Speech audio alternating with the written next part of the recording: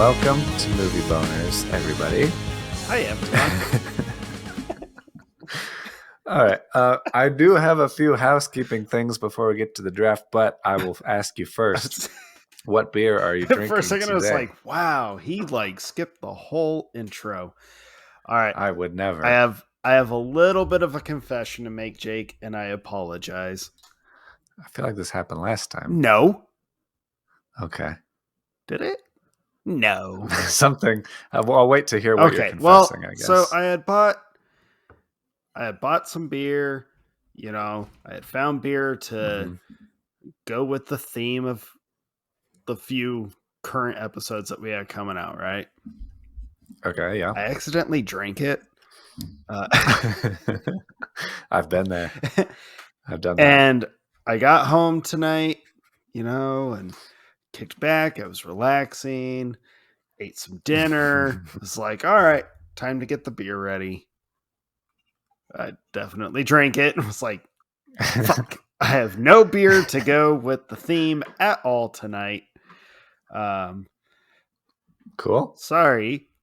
Although I'm gonna pull this out of my ass like crazy. No, I'm drinking a beer. I just drank the beer. Okay. I originally meant to. Okay. But I'm gonna pull this out of my ass. Are you ready for this?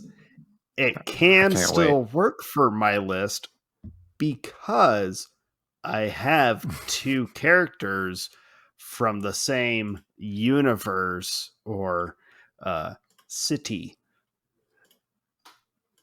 on my top 10. So I'm drinking Fat Bat.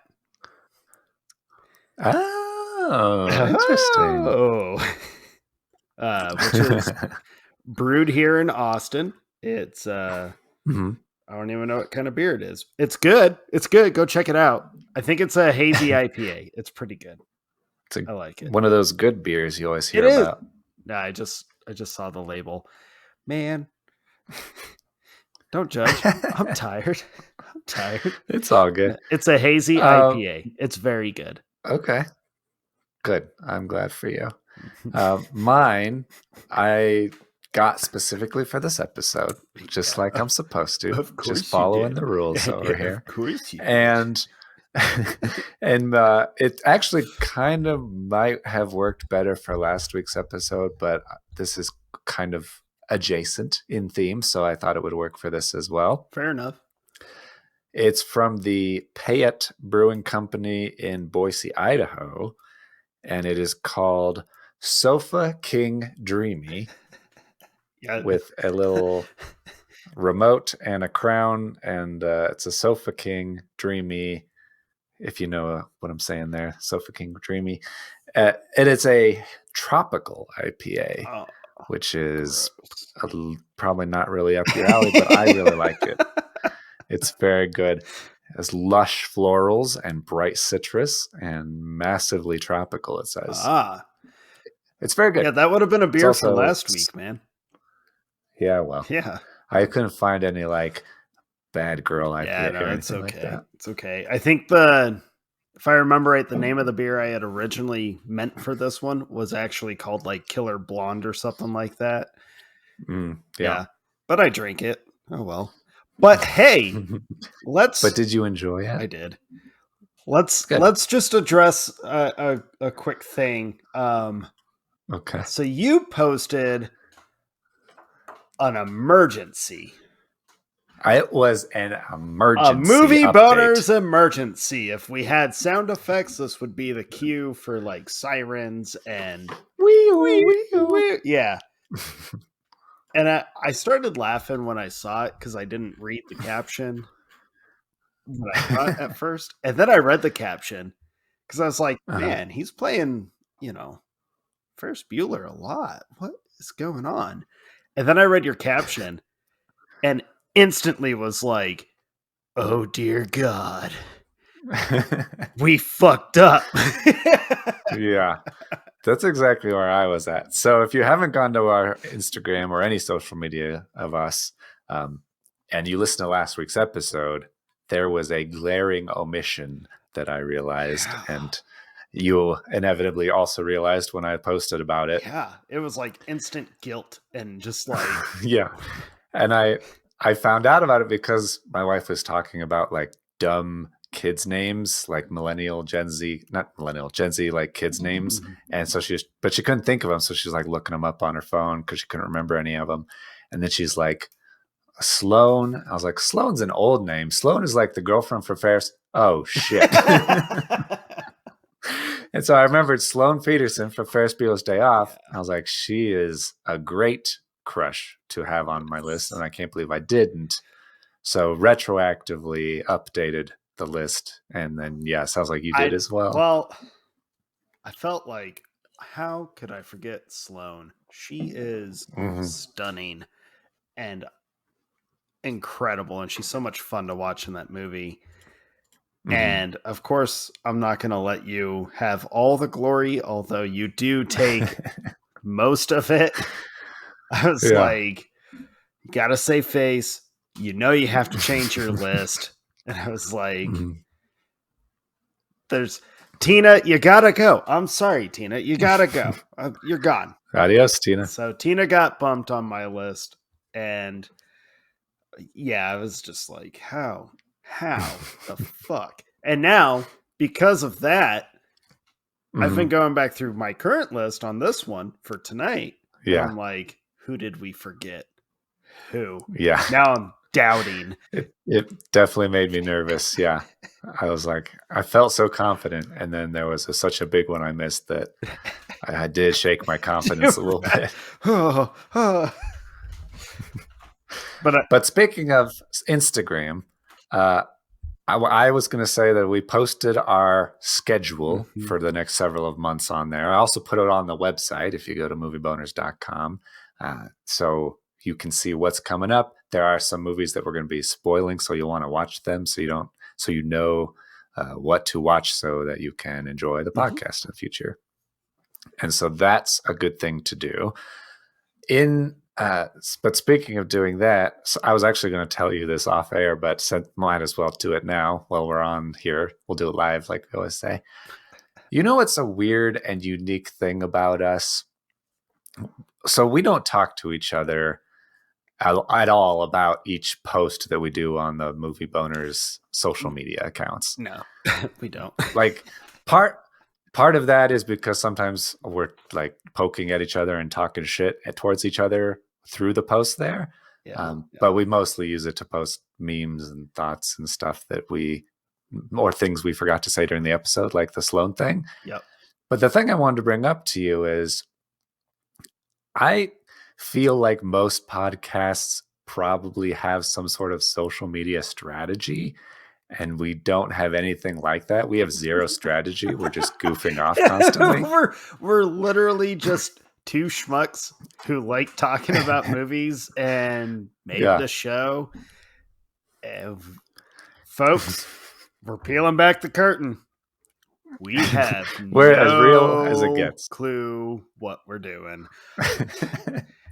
But the reason I realized it's a little weird that we don't discuss anything before we post it is because I recently posted a picture of our faces photoshopped on Wayne and Garth from Wayne's World, which was glorious.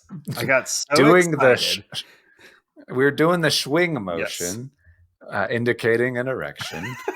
And for those that don't understand, some people haven't seen Wayne's World or they don't know what swing is. Fair. Just Google it. On the poster board, instead of Claudia Schiffer, I put Lola Bunny from Space Jam. You did. And I didn't ask you if you wanted a photo of yourself on the internet pantomiming sexual arousal towards an animated forest creature who's has great ball handling. But maybe I should have.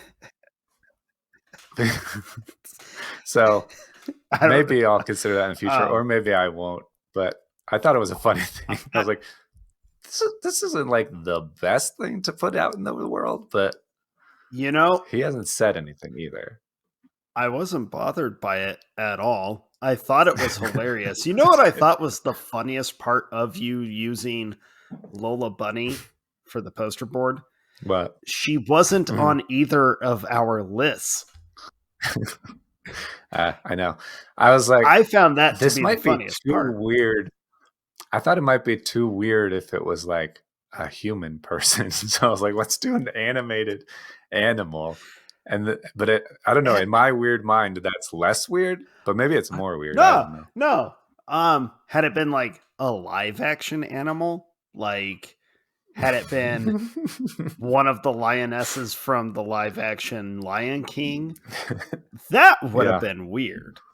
Um, Okay. but I feel Or like Sonic the Hedgehog, but the original version where he still looked weird. oh, oh my god. Oh, That would be all weird, right. right? Now I'm just you're feeling the crossing a waters. line now, Jay. I'm trying to find it. I'm trying to find the line where we're at. Just making sure. Yeah, yeah. No, I took no offense or any worry. Um, I thought it was It's good. funny. I thought it was super fitting. It was 90s theme. It was you and Yeah.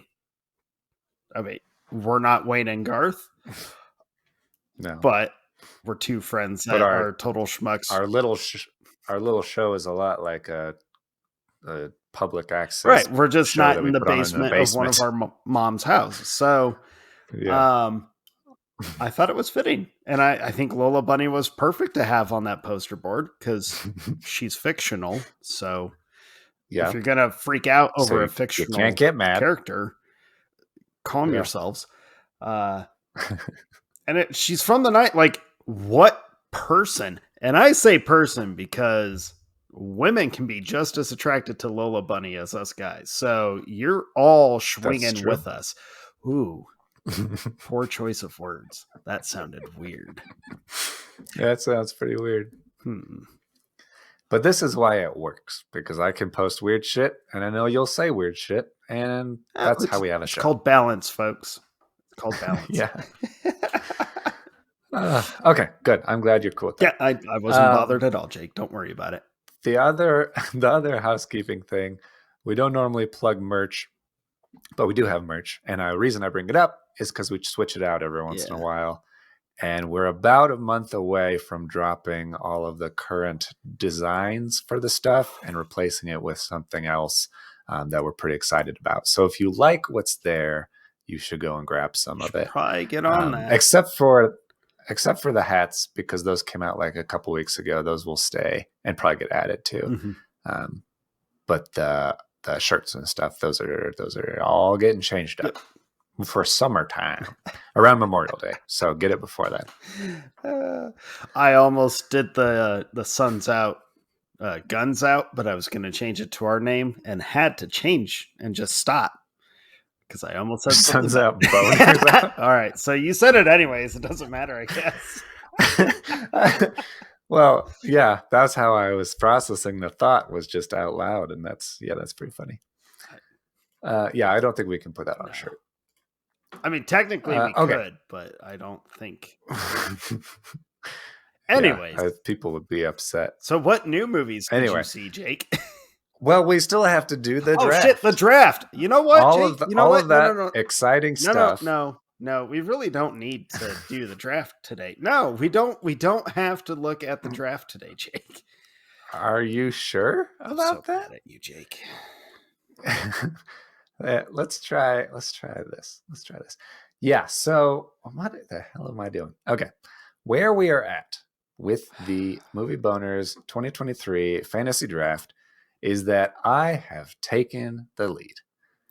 And not only have I taken the lead, where we left off last time, you were ahead of me in the box office, headed towards $1 billion.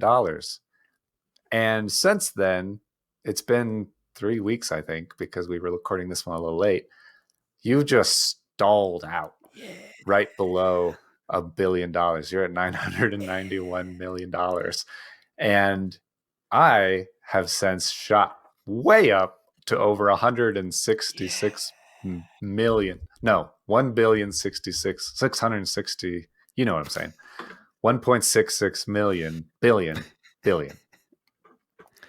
Oh, and the thing that I thought was very interesting is how closely my trend line for this year matches yours from last year. It's like so That's close, really which close. I think is exciting because if I remember correctly, you ended the year with the highest overall box office. So that can't be a bad thing, I think. Fuck. And yes, I still have the IMDb rating. So now I have 2 out of 3 of our categories. I am in the lead in the IMDb rating and the box office. That's pretty close to double the box office that you have currently. And then you are still handily in the lead for the Rotten Tomatoes thing. But so yeah. Fucking Mario. Yeah, Mario's gone a little bit crazy, breaking some records.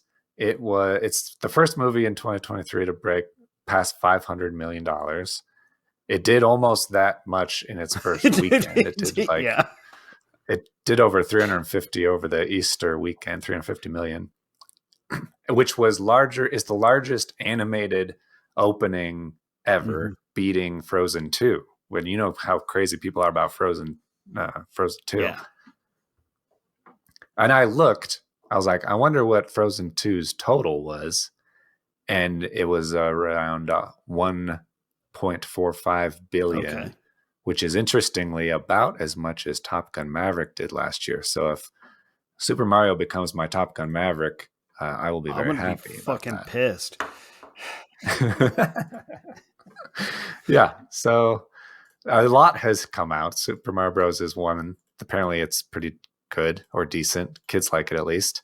I've heard nothing but like great things about it. My daughter and I are seeing it day after we record this. She already went and saw it with her mom and stepdad, and she was like, "Dad, you're gonna love this movie." So I am excited for it, but I'm a little bittersweet because it was on my draft last year, and you fucking stole it from me this year because the studio was all like, "Ooh, we need to continue pushing back release days." Ooh, fucking Yeah. Yeah, the studios were very weird the last couple of weeks. So on social media, I started posting. We have a handful of movies that like one of yours comes out the same day as one of mine, kind of thing, like here. yeah. So I started posting the matchup of those. But in April, for some reason, they're just moving movies around like 1 or 2 weeks, and so some of the things I posted ended up being wrong. We're not experts. We don't do this full time. I'm not really paying attention, but so that's definitely weird. But Pope's Exorcist came out today, and Renfield came out today, and Beau is Afraid kind of came out today. I think it's limited, and then mostly comes out. I don't have any showings around here until the 21st. Oh, okay. So I moved it back a little bit. I think it goes more wide then. But Dungeons and Dragons is doing well. Yep. Spoiler, we're getting ahead. I saw John Wick. I know you saw John Wick. I saw it a week late. 1 week late. One measly little week late. We have a theater out here that is a Cinemark XD. It's a massive screen. Not quite IMAX, but very large. They bumped John Wick out of that massive XD theater after its first week and replaced it with Dungeons and Dragons, and I was a little upset. I was like, you gotta be kidding me. After 1 week? So yeah. But yeah. You said Champions would suck, and it apparently does not suck. Which I don't understand that, but I haven't seen it, but people I kind of forgot that movie came out. I'm not gonna lie. It did. It did. Yeah. Man, I'm so bitter at our draft right now. I'm just so mad at it. Well, the good news is March and April were my strongest months. I had a ton of movies come out in that period. You have all of April. May. I do have all of April. You own May, though. You have all of May except for Guardians of the Galaxy, which may arguably be the biggest movie of May, which is mine. But you have all of the other movies in May. And then the summer is going to be back and forth. So if I can hold on through May, I think it will be pretty interesting. That's kind of I needed to get ahead in order to hold on through May. That's what I'm saying. I don't think Fast X is going to be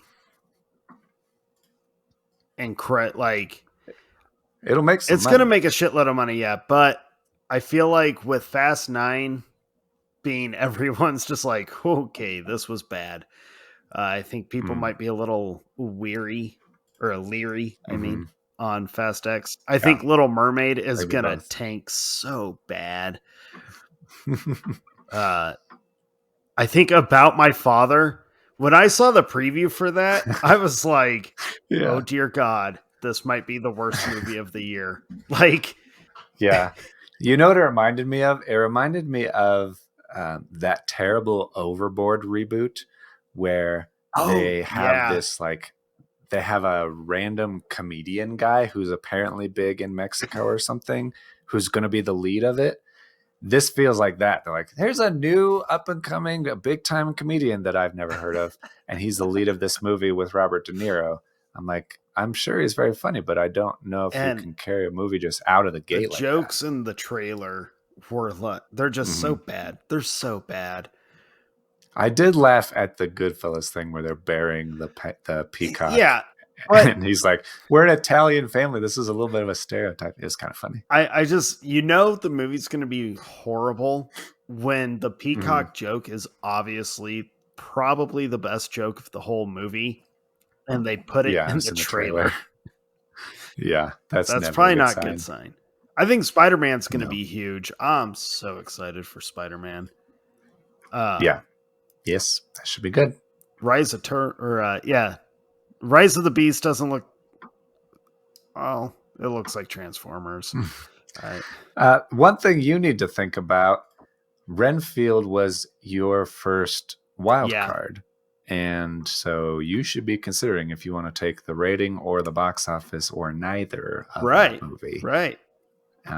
So whenever you decide, there's no time Nope. limit. We didn't define one. Just let me know and I'll lock it in. Yeah, I'm gonna Maybe at the end of the year, we'll probably see. wait for a little while. That's a trigger I'm a little nervous to pull right now. Um, That's understandable. oh, So fucking yeah, draft. it's going great. I feel It's like going I don't great. really I have any feel like right now complaints. it's just so I get to awesome. keep my little baby Look at my right my here. victory belt, everybody. Yeah, World just champion, everybody. just pet it and love it, and Yes, it's a I'm a beautiful dog. sore loser. You people get over it. All right, so that's that. New things we watched though. Did I already tell you that I saw Barbarian? Did I tell you that last Yeah, week? yeah. Okay. So I saw John Wick 4, Hell yeah, you did. Chapter 4, Hell yeah, which you did. I think the main thing to say about it is it's good. If you're a fan of it, if you're a fan of the series, you will not be disappointed. I was skeptical going into it because the rating was like a whole point higher than all the other three. Yeah. And I was like, and then watching it, I was like, it's good. It's basically just exactly as good as all of the other ones. Mhm. And then there's one long sequence that happens Yes. that it's Yes. just like an extended shot, and the amount of stunts in that shot and the amount of everything that's going on, I was like, this scene alone is worth an extra point. This is incredible. You texted me that. Yes. So I concur. It is a great movie. I'm excited about the spin-offs and Ballerina and the Mhm. Continental and all of that stuff. I love the world already. So I'm Yeah. excited. We need to do a John Wick series. I think you said it's amazing we John. haven't yet. Yeah, I can't believe An we episode. haven't.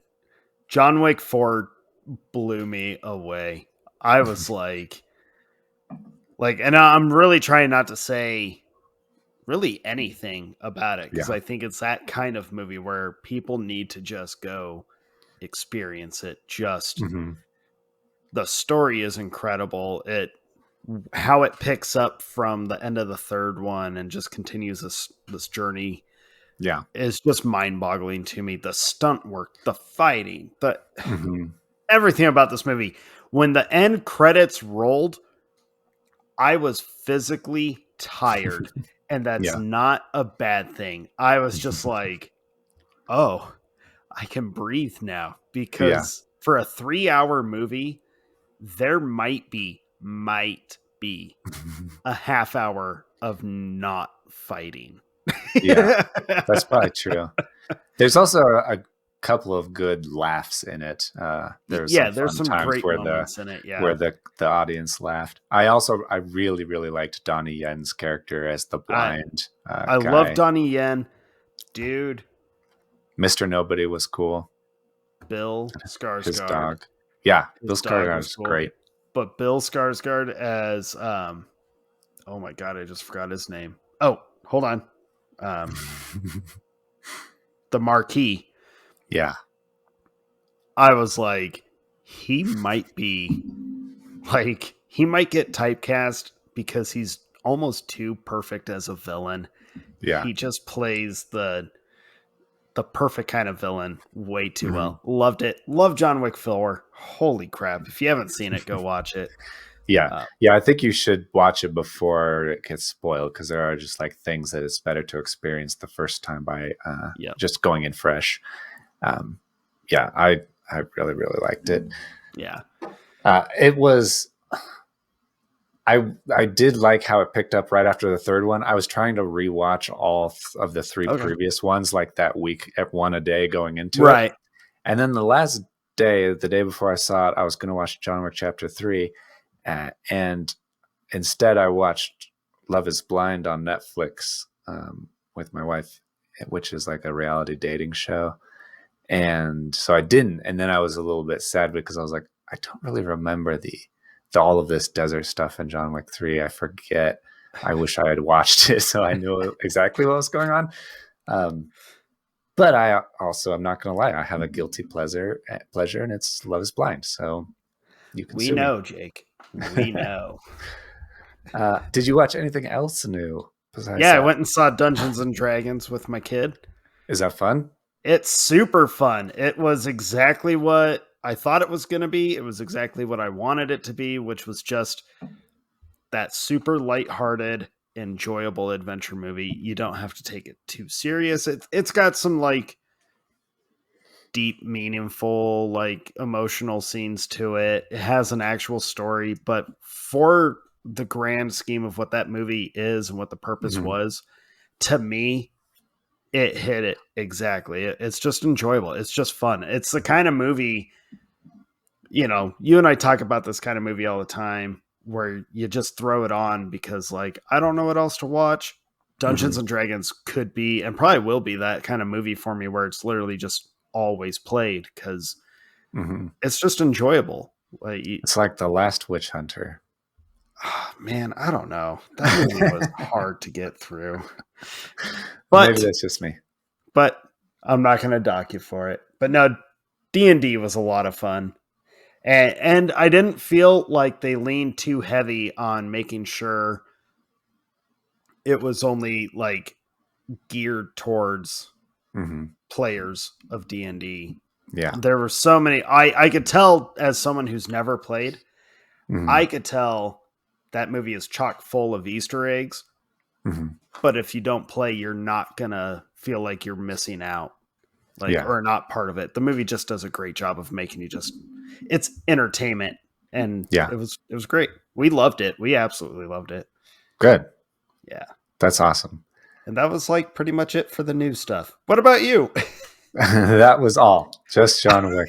Just Uh, John Wick and Love I Is Blind. started watching 65 and then got distracted and didn't get very far into it. So I'm going to watch 65 at some point. See how it is. Yeah. But, just watching Love Is Blind all the time. Well, Uh, I was gonna rewatch Karate Kid, and then I thought, nah. well, that's just hurtful to say that. So, speaking of Karate Kid, though, last episode we did our top 10 movie crushes. Mhm. It was kind of supposed to be in honor of International Women's Month, but we kind of missed the boat on that. It is now middle of April, almost the end of April. And we're doing back-to-back crushes last week. And this week we are doing our top 10 Femme Fatales, or Yeah. villainesses, Yep. lady bad guys. Bad girls. No, that sounds weird. Well, Bad let's gals. Let's move on. that doesn't Uh, sound much better, Jake. It's yeah. Baddies? Is that what the kids say? Oh my Bad god. bitches. Well, All right. So we're talking about our top 10 lady villains. We've done villains in the past, just villains in general, but lady villains I feel like are special categories, so I'm excited to get into them. And I yeah. really like the villain character because I feel like there's so much depth and nuance to them that for an actor to take on that role, it can be really interesting, especially if Mhm. it's one that doesn't commonly play a villain. I feel like it's a good Yeah. way to branch out. Um, so I'm my it's been difficult for me in my mind to separate it from last week's episode that these are not villains that I have a crush on. Right. These are just some of them are very despicable and terrible and all of that stuff. I've got a few doozies on mine. Yeah. When I told my wife that we were doing Femme Fatales, she was like, "You should call it fear boners because you're like afraid of them but attracted to them." And then, as a joke, she said that. But then that's all she was thinking about, that they Mhm. were like hot villains. Um, and so I would tell her some on my list, and she was like, "No, how Just could you like possibly have a crush on that person?" I was like, "I don't. She's just a bad guy. She's a really terrible person." Um, and so it's been difficult to kind of separate them, but these are just villains who are women, who are Mhm. bad. So Mhm. that's the episode today. Yeah. I noticed an archetype in film for these characters that oftentimes, not oftentimes, at least sometimes, more than once, I have a villain who is a lady that you don't know is a villain for like the beginning of the movie, and then it's revealed that she's bad. Okay. And I think that it's it's good generally because you oftentimes don't suspect her because she's uh, you oftentimes will give the benefit of the doubt to a female character more than you would a male character, I think. And so when it's revealed that they're bad, you're kind of surprised often. And that is Mhm. kind of an archetype that, oh, I didn't suspect you, but you are the villain and you're a lady.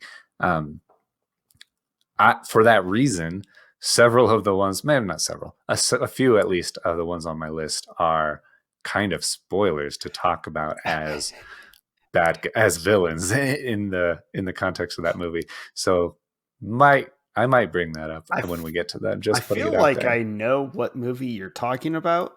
Um, and it. I have more than one that are Oh, like I that. feel. Yeah. I'm gonna assume one of them is the one that I Mhm. purposely left off of my list because she was put into my top 10 overall villainous characters. Yeah, yeah. Um, which I have to say was very difficult to me because she wasn't my number one on that list. Um, Hmm. but if I had not put her on that other list, I feel she would be very, very high on this one. And she's already pretty high, if I remember right. Like, I want to say she was number Yeah. 6 or 7. So she's like right there. But if that's the character I'm Hmm. thinking that you are going to mention, that's a big spoiler. Uh, Yeah. probably one of my favorite spoilers ever. Uh, Yeah, I don't remember how you handled it in that episode. I should have gone back and checked. um, not to spoil that prediction, uh, but I do have a couple of Yeah. those on mine too. That was difficult. So one of mine I really struggled with. Do I put her on here because it's a pretty big like thing? And I've talked Hmm. to a lot of people that have not seen this movie yet, and I feel kind of bad. So I feel like we need to just I don't know how we handle this. I guess listen at your own risk. Know Yeah. that there are spoilers Yeah. coming up. Um, I will say on YouTube, if you go to YouTube and you're watching it there, which you should if you're able to watch it. I know a lot of people listen to it because they can do other stuff, but if you're watching it, YouTube's a good place to do that. And there you can have chapters of like, here's our number 10 pick, here's our number 9 pick, and all that stuff. And that's an easy way to skip ahead to the true. end of the conversation. So I will do that there. I don't know how to do that on Spotify or whatever, so you're kind of screwed there. But listen at your own risk moving forward, yeah. starting now. Jake, I started last week's. I believe it's your turn to go this time. Okay. So you mentioned at the very top of the episode with your beer choice that you have two characters from that universe. If you recall last week, I also had two You characters did, from the sir. Batman You universe did. that I had a crush on.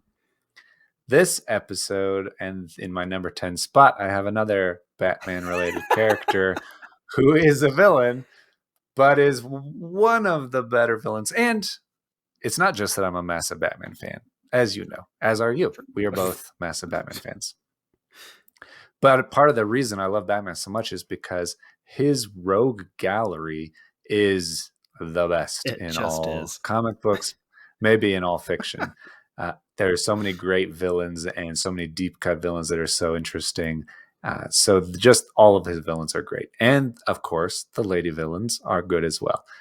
So my number 10 is the one and only formidable Harleen Quinzel, aka Harley Quinn from Suicide Squad and The Suicide Squad and that other movie that we don't talk about. And the reason that I had to have her on my number 10 list, even though I don't care for the Birds of Prey movie, is largely due to the fact that Margot Robbie brought her to life in such perfect fashion.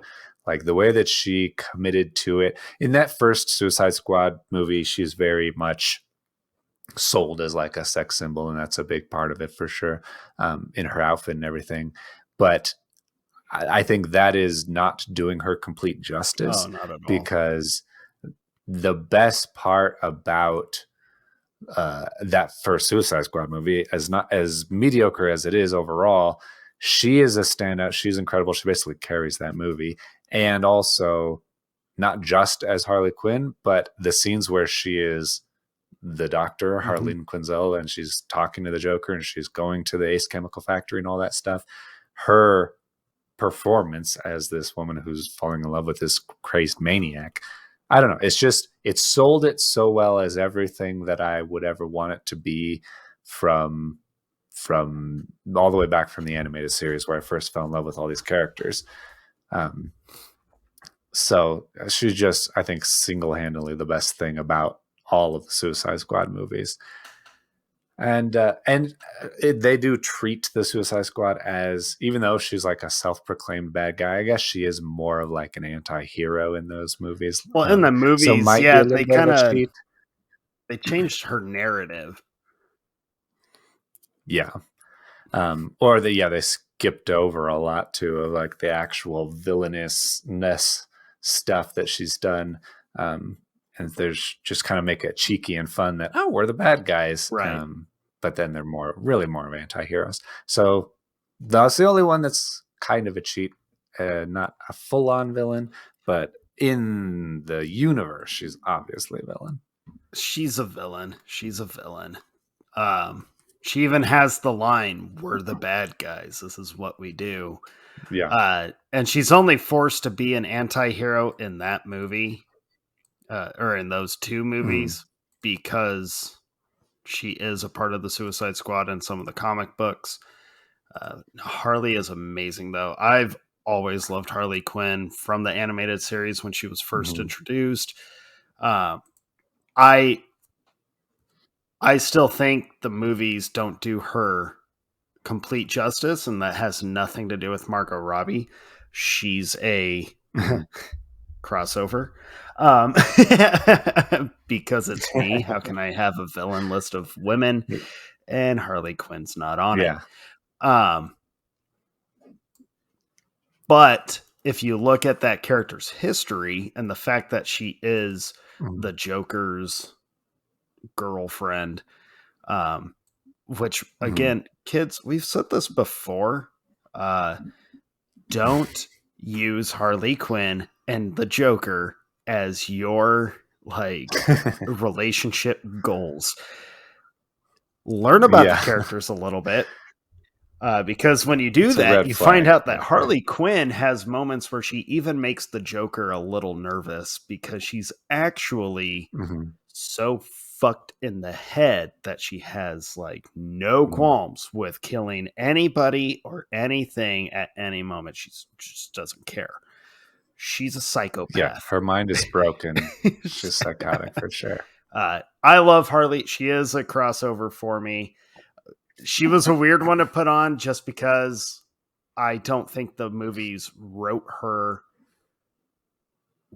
as well as they should have, but Margot Robbie plays her perfectly. Yeah, So yeah, she's on my list, I think but that's she's a fair. little bit higher. Okay, Yeah, yeah. I like your choice, though, Jake. That's a good choice. thank you. Well, it's funny that your number 10 kicks off in the Batman universe because my number 10 kicks off in the Batman universe. Let's go. Let's go. Um, Mine, I feel, has been a forgotten villain, and that makes me sad because Okay, this villain, especially when we were younger in 1995, when this movie came out, this yeah. villain was ominous and frightening and animated. Um, but she might be one of Okay, the scariest villains of all time. This one is kind of a spoiler, technically, but the movie came out in the mid 90s. So if you haven't seen it and you grew up in that era, where the you were never fuck going were to. you? And you're probably never going to. So I don't feel too bad. But uh, Batman Mask of the Phantasm is one of the greatest like Batman stories ever made. Yeah. And the Phantasm is fucking terrifying. It's like Mhm. an industrial Grim Reaper who talks like you think death would talk to you. And it was an animated movie where you saw people die. You see this Mhm. villain actually kill people in this movie. Um, and the twist is it's a woman named Andrea Beaumont who was an early love of Bruce Wayne. And he's like, it's such a great story of how she's after revenge for, avenging her father and stuff, killing off gang members and crime bosses. And Batman is Batman. She happens to know his secret. So it's a cool dynamic. You see Mhm. a lot of history. The movie is the same animation style as the animated series was, but it's done on like a motion picture scale. So if Gotham feels Mhm. bigger. The Phantasm feels way more ominous when she's on screen. I just I love her. She's still scary to me, and so she was a big part of my childhood. And I kind of can't help but feel like with James Gunn being all, let's have characters that everyone has forgotten about or doesn't know about. You know what? Yeah. If he threw the Phantasm into his Batman lore, I Mhm. might I might give him a little more grace. Yeah, it's a great story that has not been done in live action yet, and so I do think that would be really, really good. That's a great choice and a deep cut. All of the Warner Brothers animated, DC Oh animated my stuff god. is really, really It's so good. good. Like, they're consistently good. I feel like I don't know, we could talk about all of the different ones out there for a long time. Because yeah, Mask of Phantasm is one of the probably the heavier hitters, but there's a lot of really good There ones is, out there. yeah. I love that. Okay, my number 9 is possibly the least murderous villainous on my list, but still very evil. Uh, and and also a little comedic at the same time, which I enjoyed. I had a lot of very serious movies, and I wanted to have one that was a little more Mhm. fun. Um, so my number 9 is Regina George from Mean Girls. Yes. I was wondering, I was like I was like, okay, is my list just all murderers? It is. Um but I wanted to put Regina George on mine so much because she's so evil. Yeah. Yeah, the So- one of the best lines and kind of the reason that it cinched it for me was where she says, "An evil takes a human form in Regina George. Don't be fooled because she may seem like your typical selfish, backstabbing, slut-faced hoe bag." Uh, yeah, so Regina George is the worst, and I don't know about you. I didn't know that much about Girl World before I saw Mean right. Girls, but I feel like it educated me a lot. Hopefully, there's not that many backstabbing, slut-faced hoe bags out there, but there's probably a few, and so I imagine it's terrifying to encounter these girls. One of the things that I like a lot, though, about well, I love Rachel McAdams' commitment to this Yeah. character, who is ridiculous, ridiculous on the page, but when you see her in the movie, she's just it makes a lot of sense, and it's done so well. And so, but it wouldn't work at all if she was not as committed as she is to that character.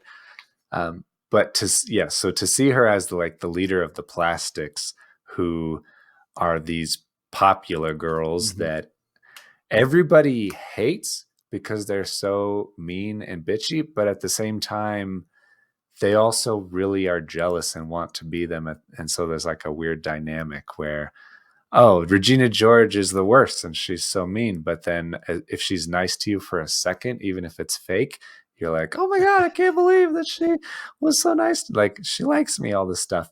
So I don't know. She has that like magnetism where you want to be in. Uh, if you know, if you're a high school age girl, you want to be in. I don't want to be in. I'm just saying that some people want to be You're in. not a high school girl, Jake. It's okay. I know, I know. Um, but I know how hard it is to be a teenager in high school and be trying to figure out who you are and what you're good at and what you like and all this stuff. And so to be doing that and trying to learn in Mhm. school, that is kind of the reason you're there. Um, and then have to deal with this queen bully who is making your life a living hell just because you like her boyfriend or you're new in town and becoming a little bit more popular than her. Uh, she is her little tricks and the way that she like gets at you and the way she does like listening in on the phone Oh call yeah. and it sets traps for you to screw up and all this stuff. It's just so conniving and yeah, evil. So I felt like she She's had to so be on the list. manipulative. Yeah, I wanted Yeah. to put her on, but I was like, I feel like I have a theme. So I'll at least make her an honorable mention and secretly Mhm. hope, like, come on, Jake. Come on, Jake. Come on, Jake. I'm glad I didn't let you down. And I was like, I feel like if Jake doesn't put her on his list voluntarily, I could see Christy being like, how the fuck did you not put Regina George on that list? Yeah. I'm Yep, so that's true. happy, Jake. I'm so happy. Yeah, I would not want to let you down. Oh, she's so bad. She's just the worst. She's literally She's the so worst. bad. Yes, I agree. Oh, what an awesome pick. Well, my number 9 is definitely murderous. Okay, But you good. don't realize it for a long time. And I guess this is the first like legit, hey, spoiler, if you haven't seen this. Jake, I know you have seen this movie. You and I have talked about this movie. Um, Okay, my number 9 isn't human, but she looks okay. human. Um, that's kind of the whole point because we Oh, live in an age that scares me because everyone thinks I know this. AI is so wonderful and they love all these Shit. look what we can do with AI. And I feel like I am one of very small percentage of people screaming at the rest of the world being like, stop it. Stop it right now. This only ends It's like one they've way never and it's seen not Terminator good. 2. It's like Yeah. they've never watched half of the movies that came out in the 80s and 90s. Like, folks, Yeah. trusting the machines is a bad thing. Hmm. So my number 9, spoiler, is Ava from Ex Machina. Hmm. Now, some God, I love people that might movie. be like, is she a villain? One, she's not like human, and two, like, she just wants to be free. She's the villain. Yeah, you don't have to be a human being in order to be a villain. Yeah, You could be an animal, you could be a machine. she is completely the villain of the movie. And if Yeah. you've seen the movie, you understand why, because the long con is there. And it is, Yeah. to me, every time I watch that movie, first off, brilliant movie. Brilliant movie. Mhm. But every time I watch it, I get so unnerved when it all comes about to the point Mhm. where, like, I get not overwhelmed, but you have that feeling of just like, ugh, like, I Yeah. don't feel good. This is just such a horrible outcome. Like, ugh. Mhm. But Ava she's perfect for this kind of, and Alicia, oh my god, I always fuck up her name. Vikander? Vikander, she plays Ava so well. I still can't believe that people aren't still talking about how incredible she played this Yeah. AI robot or android. I love the movie. I love Ava. She scares the shit out of me. Uh yeah, Yeah. she's my number 9. Yeah, the way that when she does it, the more you rewatch it, you do feel like she's plotting and like playing chess Yeah. with this inferior person who like he's off guard. He doesn't suspect her. He's like, oh, she's a dumb computer. She's probably not even Well, it's artificially both of intelligent, so them. he's not really paying attention. Yeah. Yeah. And then yeah, you learn over the course that she does, of course, have artificial intelligence, and so you probably should be paying more attention. But when she gets out, and she because she's not human, she does feel more unstoppable Yeah. and stronger, and kind of like a Terminator in a way. It's almost like they're still trying to tell us something, folks. Don't trust AI. Stop it. We need to stop it. Yeah, the machines are gonna get you. No, that's a great one. I kind of forgot about her, which I feel bad about. That's an incredible choice. I completely agree. She's definitely a villain. Ugh. Oh, God, I love that movie. It's such a It's good so movie. good. Okay. So last episode, like I said, I had 2 Batman crushes. This episode, I ended up having 2 Batman villains We did the as same well. fucking thing. uh, and so there are a lot of villains to choose from, like I mentioned. I don't know if we'll cross over. We already haven't, so maybe we won't this time Oh no, I also. told you we did. But no, I mean we didn't choose. You chose the Mask of the Phantasm Lady, and I chose Harley Quinn. But you have Harley Quinn coming up, so I guess that means that you won't have this one. Right. So that's good. I see. I'm catching up with the There it math that is. I'm trying to do in my head. My number 8 is Selena Yep. Kyle, or Catwoman, from The Dark Knight Rises. And it's primarily because, number one, I'm not a big Anne Hathaway fan. Mhm. I'm not any kind of Anne Hathaway fan. I don't really care for her besides The Princess Diaries, which I honestly do like. But when I saw The Dark Knight Rises, and she does that thing in that scene where she goes to she is pretending to be the waitress, Mhm. and then she goes and she talks Oh, to that Bruce scene's Wayne for the first insane. time. The way that she drops the act of, oh, I'm just an innocent little waitress, and then she's like, oh no, I'm actually a badass who is like kicks out his cane and flips up the thing, and I'm like, yeah, this is absolutely the Catwoman that I imagined from the animated series coming to life on the Yeah. screen. And so, um, and then and she's like flirtatious, she's confident, she's all of the things you want in that villain.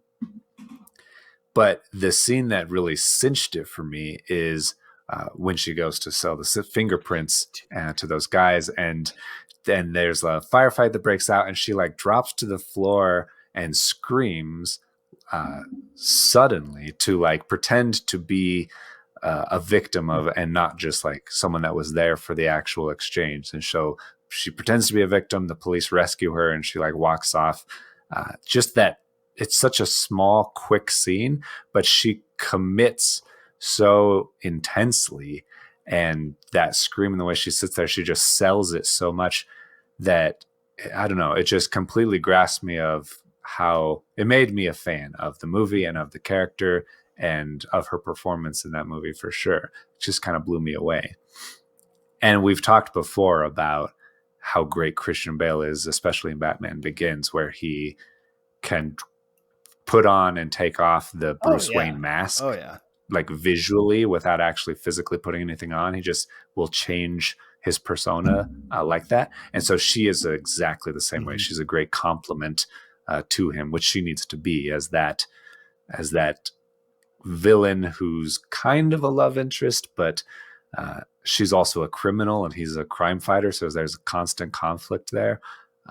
It has just been always, of course, one of my favorite villains. And so again, to see her on the screen and portrayed in such a perfect way, I feel like that's the best. And so it had to be on my list for that reason. Couldn't get much better in that regard. No, she's awesome as Selena Kyle. I really like how she played the character.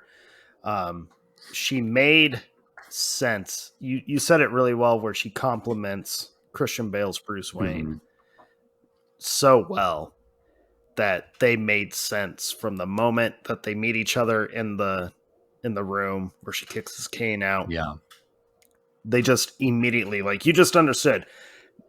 Sure, I'm a Batman fan, so every Batman fan knows, like, Batman and Catwoman. It's like the comic book love story that rivals, Superman and Lois Lane. So it's iconic, but they made sense together. And I love the relationship they show throughout the movie. And I like that she stays a criminal even through all the Bane stuff and all that. And I like that she's challenged by Batman's convictions and his dedication, that she kind of feels that obligation of like, I should probably follow suit. Like, this guy might actually be able to help me get my life together and get some kind of shit together. Which is the whole point of those two characters, is she really is that project for him ish. Like, it's a love story. She brings out the best in him. He does her. But it's like she's a complex character, and I like her because she's not evil like a lot of the characters on my list are. No, she's not evil. She's a survivor. And I'm not like, obviously I'm not going to defend her criminal ways, but that character has always been that way, where she's a survivor. She's, raised on the streets of Gotham. She has not had a good upbringing. She's a cat burglar to get by, and she's always in trouble. So she does what she has to do. She's morally flexible. Yeah. Which is a huge challenge for Batman. But who is not flexible at all. He's stringently like perfect. And so that's why they're a great so conflict. I love your pick. I really do. That's a great pick. And she's just such a good job of being like convincing and manipulative as well, where she doesn't have to steal from you. She'll convince you to give her everything that you have anyway. So she's incredible. I love her. Such a good pick. All right. Well, my number 8 is over the top, slightly obnoxious, insanely violent, and at one point animated and another point live action. Primarily live action. This character has just always cracked me up, and she's just one of the most entertaining aspects of this movie, particularly this part. And she happens to be a part of one of my all-time favorite like fight scenes. It's so incredible. Because of the sound and the lack of music, and then the way the music comes in. Anyways, I just love this character. She's out of her goddamn mind, and Mhm. Lucy Liu plays this character perfectly. So my number Yeah. 8 is O-Ren Ishii from Kill Bill Volume 1. Yeah. The scene that sells her to me of just being like, what a psycho, hilarious, obnoxious villain is when she's sitting at the table with the crime bosses, gang leaders, right? The meeting Yeah. of the families, Council. and she cuts the dude's head off and just lets it spray blood all over, and she just screams at everyone and then drops Mhm. immediately down to just being like, now we can get back to business. And like, love it. I love O-Ren Ishii. She's one of my favorite parts of the whole Kill Bill saga, even though it's only 2 movies, but it feels like a saga.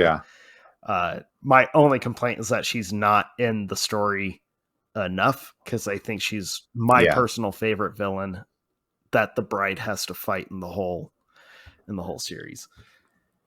Yeah. It's a shame that she goes to her so soon in the Yeah, story. I wish that she was like the last one that she went to, because that would be really great. but I love her. She just cracks me up in just such a demented fucking way. Yeah. No, I agree. I agree so much that it's a crossover for me as Fuck well. yeah, really? Because, yeah, Yes. Listen, Lou is great, and that scene that you mentioned is extremely great, where she like has this long monologue, and it's essentially about, you can ask me whatever you want. I'm a very nice crime boss Right. and leader of the yakuza, but don't talk about how I'm half Chinese, half Japanese American, because I will fucking cut your head off if you do that. And yeah, she's awesome. And yeah, all of the animated sequences. It's the first time I even took any interest in anime. Uh, Partly because they actually show blood and not milk. That helps, because I don't know why anime often does blood white, but Quentin Tarantino gives you the kind of anime you would actually care to watch, or at least me, Uh, gives me the kind of anime I would care to don't watch. at Jake or us, folks. We're not anime folk. No, no. But I haven't tried that hard, to be fair. So if you have something good, I will try it. You know, I've been kind of itching to revisit Akira again. Yeah. Yeah. Okay. And I know my daughter is a huge anime fan, but she's a massive fan of Studio Ghibli, Okay. whatever. I've heard of it. Don't at us. We don't know. So I feel like revisiting that stuff with my daughter, I can just Mhm. already tell I'm going to Yeah. become probably not like a deep fan, but I feel like I'm going to find stuff there. And she won't listen to Yeah, this I episode, so I forgot. don't have to admit that to her. I forgot that we did an Akira Yep. episode, um, which we definitely did, and I didn't hate it. I would rewatch it because I feel like there's a lot I didn't really understand. Um, and I think I said in the Tenet episode mistakenly that was the first one that was listener recommended, which was wrong. But also the Akira Yeah. episode was also listener recommended. So I'm wrong a lot, is what I'm We learning always in are. this It's episode. okay. Yeah. Um, yeah. Yeah. So O-Ren Ishii, she's awesome. That's great. We'll talk more about her later. Yes. Yes. Of all our crossovers, that might be one of our best ones, Jake, because she's such a like, you don't think of her right away. I'm so happy about that. Yeah. Yeah, it's true. The main one from Kill Bill you think about is Daryl Hannah's Yeah. character with the eye patch and the whistling and stuff. Um, but I felt like Oren was much stronger of a Yeah. character. All right. Number 7, All Jake. right. Oh yeah, I guess it's my See, turn, I huh? tried to help you. I was Thank you. trying to I give was you waiting for you like to a go. super easy, like, all right, we got flow. All right, I totally meant to do that. So Right. my number 7 is um, I'm a big unapologetic fan of this franchise, and I feel like especially the first movie is one of the main things that I love about movies is when they're super small budget, when they're super unknown actors, and when they just start tackling, just making entertaining and interesting movies. And I love when they really blow up and become big because they hit home and the people connect to Mhm. them because they're practical, they're I know all that stuff. So my number 7 is that it is Katie God damn from it! Paranormal Activity. How did I not think of Katie? Fuck. Katie is great. And yeah, Katie from Paranormal Activity. Part of the reason I love her so much is that she's not a villain for most of it. She's just a lady whose boyfriend is messing around with camera equipment, trying to record ghosts. And over the course of the movie, you kind of learn a little bit more about her, and she's becomes kind of interesting. That she might have kind of a history or past that's kind of interesting. But the way that she turns into a villain is so complete, and it's so complete that you can't see her as anything else Oh after yeah. that. Like the third act of the movie kind of leads up to her, like she's being pursued by this dark entity ghost demon thing, and her boyfriend, you want him to like protect her and like save her from this thing. And then, spoiler alert, it gets her and it possesses her, and she becomes so powerful that it she doesn't need any protecting. She's just so she can throw him across the Right. room with perfect ease because she's just so powerful. And then she's that from then on. Like, I love the first 3 or 4 movies at least. In the second movie, when you see her on screen and it's kind of a flashback to she comes to visit her sister, and it's before the events of the first movie. But even though she hasn't been possessed yet in that scene, that's all you can think of. That's all you can see her as, is like, oh, that's bad. That's not good at all. The fact that she's in your life is not a good thing. Oh, that's bad. Yeah, it just builds up this like anxiety or stress inside Mhm. your body as you're watching it. And I think that's very telling for how good the character is and how good the movie kind of pulls it off, which is so exciting. So yeah, Katie and Paranormal Activity, and just how it grows and how that Mhm. character grows, and seeing her as like, it's not like an exorcist style possession where she's like all done up and crazy and No. spinning her head around and all stuff. It's like a very quiet, methodical. She's just like slowly walking up the stairs, like she's a like her body is a meat puppet for this demon that and nobody can stop her because they're all sleeping. Yeah. She's just gonna like come to your bedroom in the middle of the night. It's so effective. I love it. I think people are still having nightmares of anyone standing over their bed while they sleep.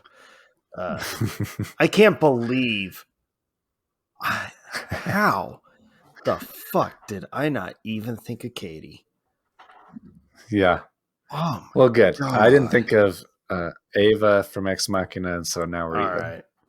That's such a good pick though. And you're right. Like after you've seen the first paranoia, you know, paranoia activity, uh it's so like every time you see Katie, shut the fuck up. I didn't know you. I was trying to ignore you. It's not gonna happen. I Paranormal. hate you. I'm tired.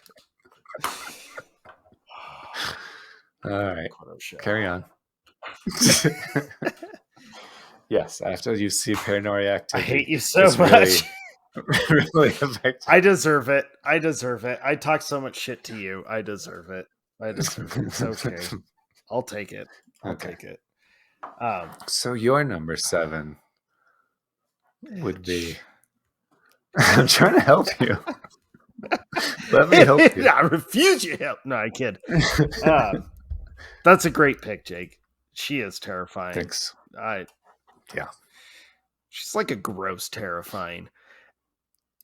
You know, Yeah. once she turns like once she's actually possessed, she's not on screen a lot after that, even in the second Mhm. movie. But when she shows up in the second movie, I remember she being that like, oh shit, like Yeah. no, no. Yeah. Yeah. And you just feel like that person that you've been watching for the last hour and a half is Oh gone. yeah, completely gone. And now it's been replaced by something Yeah. else. And yeah, that's not a good thing. Um, well, my number 7 is part of the horror genre.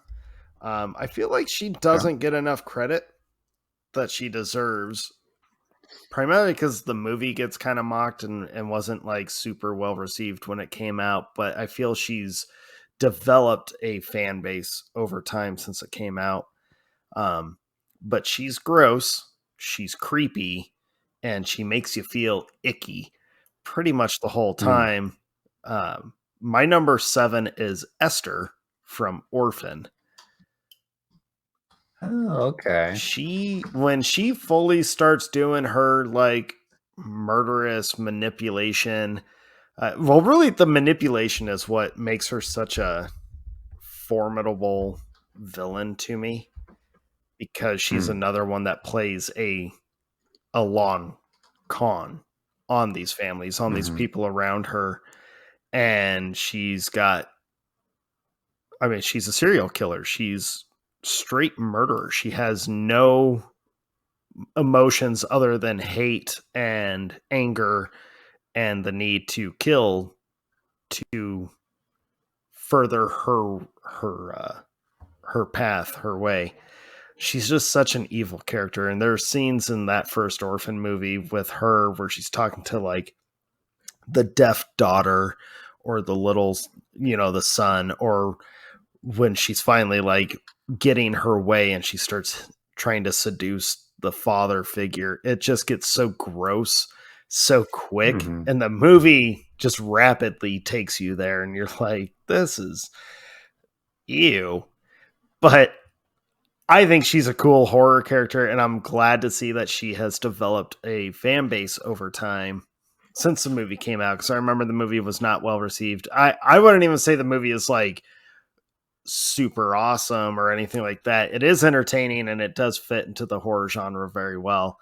But Esther is just, she's so messed up and she's just so manipulative. And I think that's what makes her so evil. It's, I mean, the murders are gruesome and brutal, but her manipulation is what really sells her as like such an evil Kind villain. of Yeah. her main weapon. Well, I gotta. Yeah, I don't think I've seen Orphan. No, It's no, it I sounds feel like you I mean, would. I've seen the I feel like you would dig it. I think you would enjoy it. I probably would. I've seen the poster for Yeah. sure.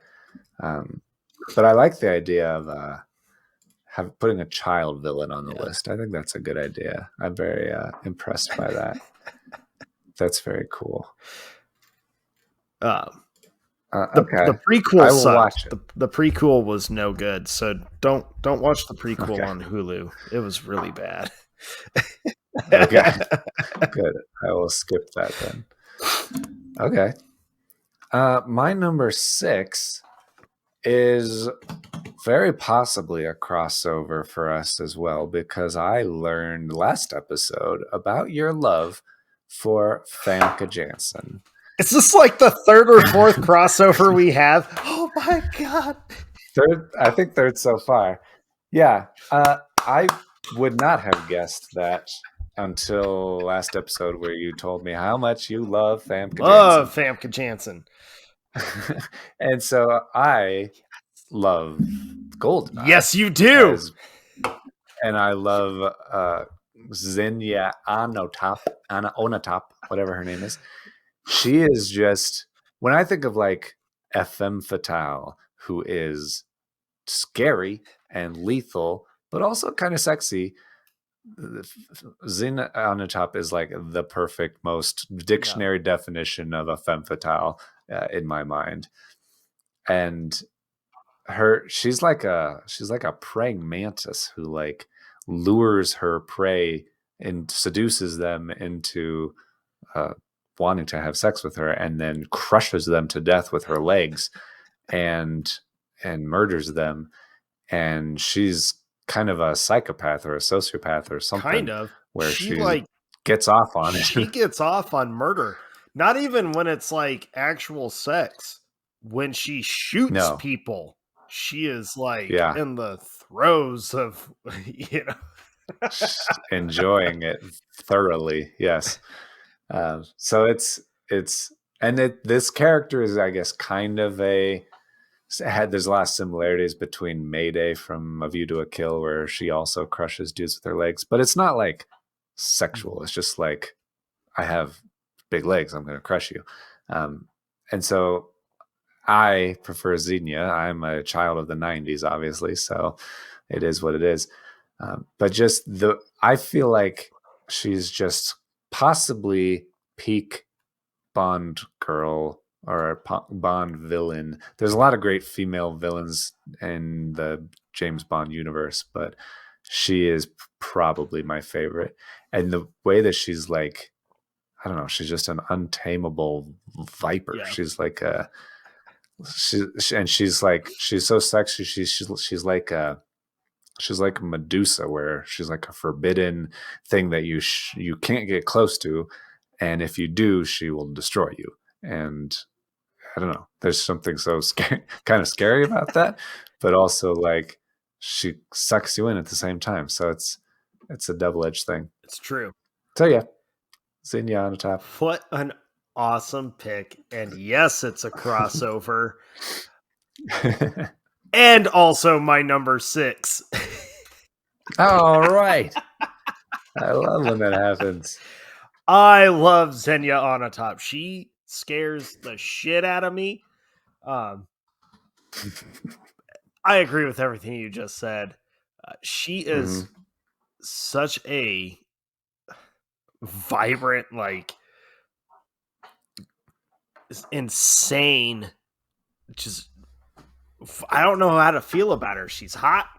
She She's crazy. crazy. She's hot, but like, I mean, I'm not gonna lie, Jake. She'd probably kill Yeah. me. I'd probably fall victim to Oh, her. 100%. Yeah, Yeah. She would squish you like a she's jelly donut. and this is the role. I mean, this probably won't be a surprise since I'm like I love Famke Jensen, but yeah, this was the role that made me like I think I like this actress. Yeah. She's just so. What gets me is how quick she is to pulling that trigger and how she just doesn't care. But then on top of that, you can Mhm. tell that she has like legit Russian military background. She's, Yeah.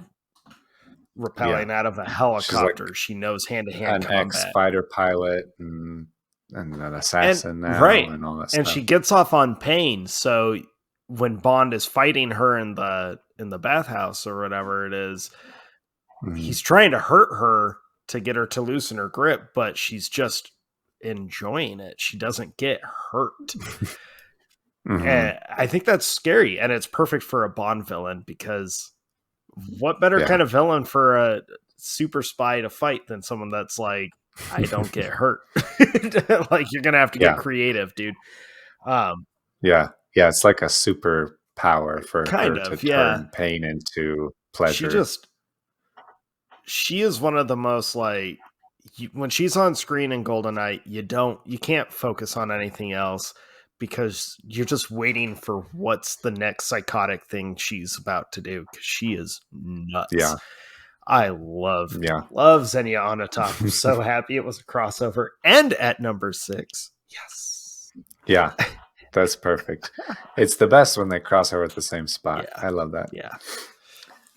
Okay, then I will move on to my number All right. 5, uh, which is a different Quentin Tarantino movie character that is not Oren Ishii, Ishii, I believe. Instead, it's probably the most different kind of character on my list, where she is just plain old gross and despicable and vile and disgusting. My number 5 is Daisy Domergue from The Hateful Eight. Yes. Yes. She is ruthless. She is racist. She is cursing, and they don't describe what her crimes actually are, but she's definitely murdered people. And that's why she's captured by John Ruth the Hangman and worth $10,000 dead or alive. And I love her specifically, and the reason I put her so high on the list is because she is a different kind of character. Throughout the course of the movie, you're kind of you want to, and I notice this with a lot of the female villains, is that you want to give her kind of the benefit of the doubt, and you want to afford her every opportunity, and then and especially in The Hateful Eight, where she's treated very terribly by John Ruth and everybody around her. You don't expect a woman to be treated this way, and especially at this time in history, where she's beaten, she's threatened, she's violently smacked in the face, and given a black eye, and all this stuff. There's just she's definitely a woman, but you feel like she should be treated like a woman. She should be, treated a little bit nicer than all of that. That's how you would treat like some piece of shit guy, villain that had like a male villain that had been caught and was taken to be hung. But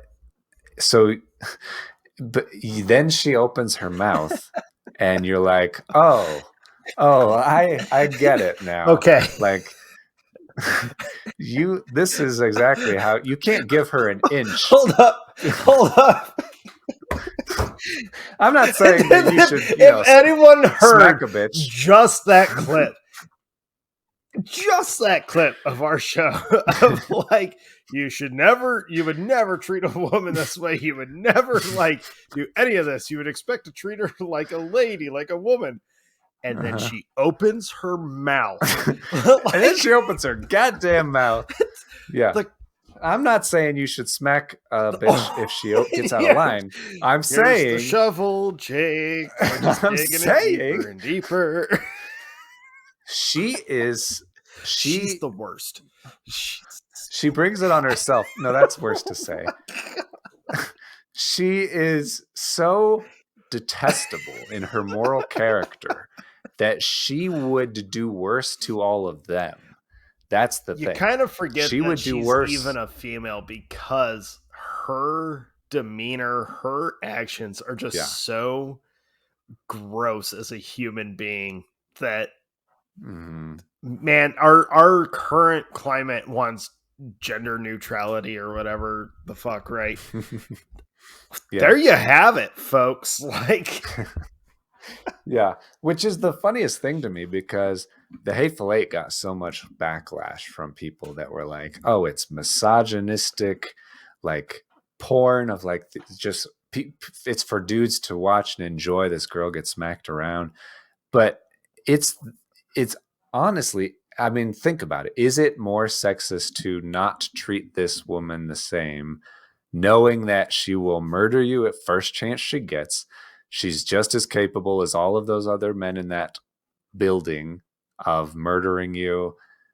And she has the motivation and the despicable character to do that. She will murder you every chance she gets. It's maybe more sexist to not treat her the same just because she's a girl, even though she's, you know what I'm saying? She's just as capable as the men of being a villain and murdering you and all of this stuff. So why would you not treat her the same and keep, like John Ruth, keep her on a very short leash, not let her like do anything or give her any opportunity to escape and kill him because she wants to. She makes it very clear that she will kill him at a moment's notice.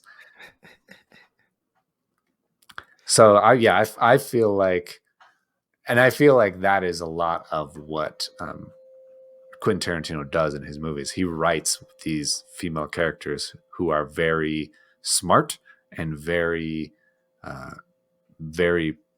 calculating and planned out. They know exactly what they're doing and why they're doing Yeah. it. And I don't know, they're all just so well written. And so she's just kind of a fabulously insane and brazen villain throughout the course of the movie. And you have to like kind of watch her the whole time You as you're watch watching her the the whole movie. time. Her conversations with the Hangman are some of the best dialogue in the movie. And the movie's Mm-hmm. full of villains. That's like one of my favorite things about that whole movie. The Hateful Eight is essentially it's all bad guys. It's 8 hateful people. Like, and One of them is a woman.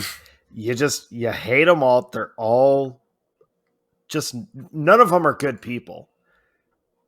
Yeah. Like, sure, some of them are lawmen, but when the lawman talks, you're like, this guy, he can kick rocks. He cannot. yeah. Yeah, But exactly. yeah, she is. I love watching her in this movie, and the actress is slipping my mind. Um, Jennifer Thank you. Jason Leigh. Jennifer Jason Leigh plays that character perfect. I mean, she is. You don't see Jennifer Jason Leigh. You just, it's just, I imagine the kind of crimes that got her to where she's at being just Mm-hmm. so horrible that after she would get hung, they like Mm-hmm. pour cement or something over her grave because they're like, nope, we're not taking Yeah. any chances that this chick's coming back. Like, Yeah. hell no. That's such a good pick, Jake. That's so awesome. Yeah. Yeah. I imagine that all of her crimes were heinous Just for so sure. bad. So bad. Like, probably worse than what Quentin Tarantino would even allow himself to write. That's where my brain goes. Yeah. It's like her crimes were Yeah. so detestable that Tarantino himself Mm-mm. was like, I'm good. I'm good. Yeah. Yeah. That she would probably go on to be like a legendary Yeah. outlaw because nobody else could top that. What a good pick, Jake. Well, thanks. Um, See, we dug our way out of the hole dude, that there. was a deep hole that you were digging. It's like, oh my God, he's making it worse. He doesn't mean to, but well, he meant with I that one right there. respect women. Uh, I respect them. my number 5 is, well, our first crossover, but much higher for me. This might be a cheat, but Harley Quinn has always just been one of my all-time favorite Batman villains, period, through the animated series, and then Mhm. when they introduced her into the comic books, and then in the live action. I've always loved Harley Quinn. I think she's beautiful. She's incredibly intelligent, but when she gives herself over to that insanity, she becomes such an unstoppable force. And she's actually shockingly kind of relatable in some ways, where she tries to actually rehabilitate her life and get back on track. But then through like a course of uh, circumstances or coincidences where it's just she trips up, she just immediately falls back onto what she's comfortable with and what she just figures, well, if I'm gonna mess up my life anyways, I might as well Mhm. do what I was Burn it doing. down. Harley Quinn fully embraces being insane and being a villain. I know I mentioned it earlier with the Suicide Squad movies and Birds of Prey, where they never wrote her to show her fully embrace. She's got the lines Mhm. of, we're the bad guys, this is what we do. I wish we would have seen her fully just like, let's do this. Because when she Mhm. does, it's frightening. I mean, she's got pet hyenas, folks, and she sicks Mhm. the hyenas on people. Like, she thinks it's funny to treat humans Mhm. as her dog's chew toys. She thinks it's hilarious. Yeah. Harley Quinn as a character in general is just so scary and fun and that's what makes her such like you have no clue. She literally is that loose cannon. You have no clue what's going to happen. She's Pandora's Yeah. box opened, and you're just anticipating chaos. Uh, Right. and Margot Robbie is the perfect Harley Quinn. I'm sure, that could change in like 15, 20 years. Who knows? Who knows? Lady Mhm. Gaga could blow us all the way in the Joker sequel. I'm very I'm very skeptical, to be skeptical, honest. but Margot Robbie she's perfect. She is Harley Quinn. I just wish they would have given her better scripts to Yeah. fit that character. And you know what's hilarious? In that first Suicide Squad movie, yeah, they hypersexualize the character. They didn't start hypersexualizing Harley Quinn until the video game started coming out with like the Arkham Asylum Yeah. and then in the movie.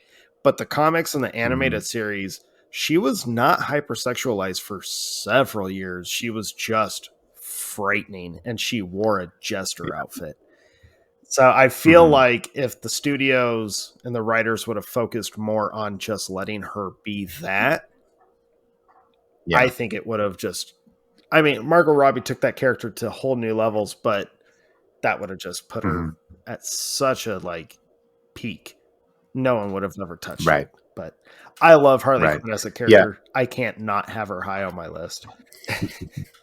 Yeah. Margot Robbie is able to do that, even though she obviously sells tickets by being beautiful and being sexualized, whether it's Suicide Squad or Wolf of Wall Street or Right. whatever. She sells the tickets to get people in the door. But once you're in there, then she actually has so much talent that actually, when she's breaking down because her boyfriend just left her and she's trying to figure out how to leave her life of crime behind and join this new family and all Mm-hmm. that stuff. Even though the movie's not that great, she sells it so well as the actual character and where she's coming from and why she's Yeah. doing these things. No, I totally agree. She's great. Okay, my number 4, I think, is the one that you alluded to at the very beginning that was on your villain list, and is a spoiler if you have ever not seen Gone Girl. You should see Gone Girl immediately because it's great. Oh, Gone Girl. But now that you know that it's a spoiler, I'm going to tell you Amy Dunn, played by Rosamund Pike in Gone Girl, is the most terrifying and unnerving and helpless feeling watching her. Seriously. She's like a puppeteer pulling the strings, and I think it works so well that she is it was partly works well that she is the narrator of the film and kind of an unreliable narrator. You don't know where she's going to lead Mm-hmm. you.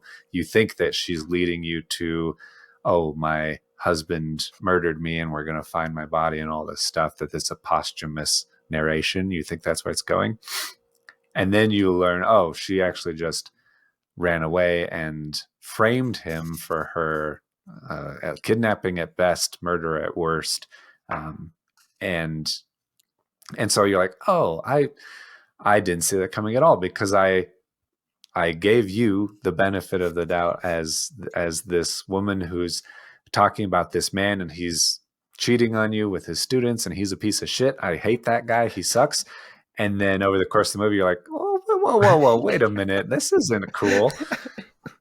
And you start to be like, and then you're like realizing, well, she's like setting him up, she's framing him, she's cutting herself so that there's blood all over the house, she's framing him for her disappearance, and then you see her just like sitting in a motel eating junk food and you're trying to figure out why. What is the motivation? Like, is it just that he cheated on you with the student? What is it? And then the thing that turns it all the way upside down for me, where I'm like, okay, I am off your side and onto Nick's side, is when she goes and meets her other Yep. friend Desi, like an old flame that still kind of loves her, and the way she manipulates him and then murders him, and then she not only murders him brutally, but then frames him for her rape and kidnap and all of this stuff, just as a story to get back into her husband's, like, to clear his name and Just publicly get to back into his play good to the graces. masses, to give a story to the Yeah. masses. Ugh. It's so, yeah, disgusting and manipulative and ridiculous. And the thing that makes me feel the most uneasy is the fact that he knows what she's doing, and but he can't stop it, and he can't expose her or tell the world because she's in control of the situation. He's so Mhm. helpless to expose her, and even when he gets close, then she tells him that she's pregnant because she impregnated herself with his child, uh, and so he decides to stay with her to, like, so that their kid doesn't have like a broken home, and so is just helplessly stuck with this crazy person who's a psychopath, uh, and it's just so scary. So she's so effective, and it's an incredible movie, but she is a She terrifying is. villain. I love that movie. I love that book. Um, I think it's the best thing Gillian Flynn wrote. Like, Mm, I watch it. So Amy Dunn in the book is so gut wrenchingly horrifying, especially when everything mm, starts coming out and like you get the narration of what Amy Dunn is willing to do just to get attention. That's the worst part of it is okay. she just does it for attention and control. Like, holy Hmm. shit, lady. Like, go get a hobby. Right. Go play crochet or croquet or something. I don't know. Yeah. Um, but Rosamund Pike, the way that she plays Amy Dunn, the way that she brought that character to life and the portrayed the actions that she does Hmm. is still some of the scenes in a movie where I just feel like helpless, hopeless, gross, just like queasy almost because it's so evil and it's so Hmm. just for the most obscene reasons. Like, why? Yeah.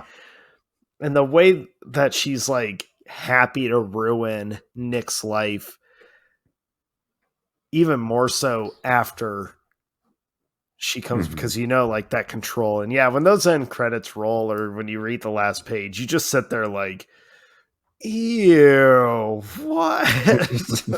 Like, oh, Amy Dunn Yeah. is. Oh, The she worst. is just so evil. She's, oh my god. Yeah. That's such a good pick. I'm so happy you had it on it. I did not I put her couldn't on my not. list because she was already on a top 10 because she's one of the Hmm. most effective villains I think I've ever seen. She Hmm. just is. Oh, Yep. all right. Well, my number 4, um, I don't think you've seen this one, Jake. She's not a spoiler. You know she's a villain pretty much from the get-go. Um, Okay. I don't think you've watched this movie actually, bud. But I love how this character's portrayed. It is a book adaptation from one of my all-time favorite authors. Um, my number 4 is a character named Rose the Hat. She is the villain from the movie Doctor Sleep. She is Uh, the leader of the group of like psychic vampires, I guess you would call them. They go around okay. hunting children who can shine throughout the country Hmm. and they murder them in the most violent, ritualistic way just to get extra shine to feed off of. Um, for Okay. anyone who's never seen The Shining or read a Stephen King book, you're probably listening to me like, what the fuck are you talking about? Uh, where have you Yeah. been? If you haven't seen The Shining, go remedy that now. Right. Um, but Rose the Hat she's that playful kind of evil. She's very inviting and comforting to the children that she interacts with in the movie, minus one. Mhm. But the ones that she really is trying to like lure so that they can be her victim, she does it in such a way that as the outside viewer, you are screaming, "This is why we have stranger danger." Like, good God, kids don't talk to any stranger. Um, Mhm.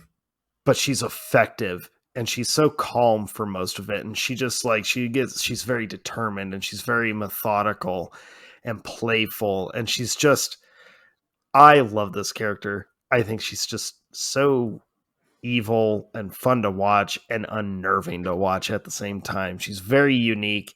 Um, I can't remember the actress's name that plays her, but she's fantastic. Rebecca Thank Ferguson. you. People would Yeah, know her she's in all from the like Mission Impossible, the last couple Mission Impossible movies. I really, really like her, yeah.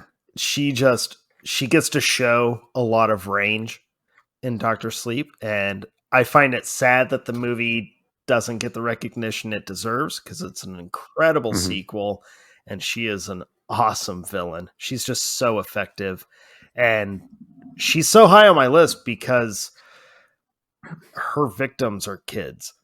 And I think that's such Yeah. a frightening dynamic where you have, because the way that she'll like manipulate children to come to her, she has that uh, kind of motherly feel to him, that comforting, like, you're safe, it's okay. And then she uses that as Mhm. her weapon.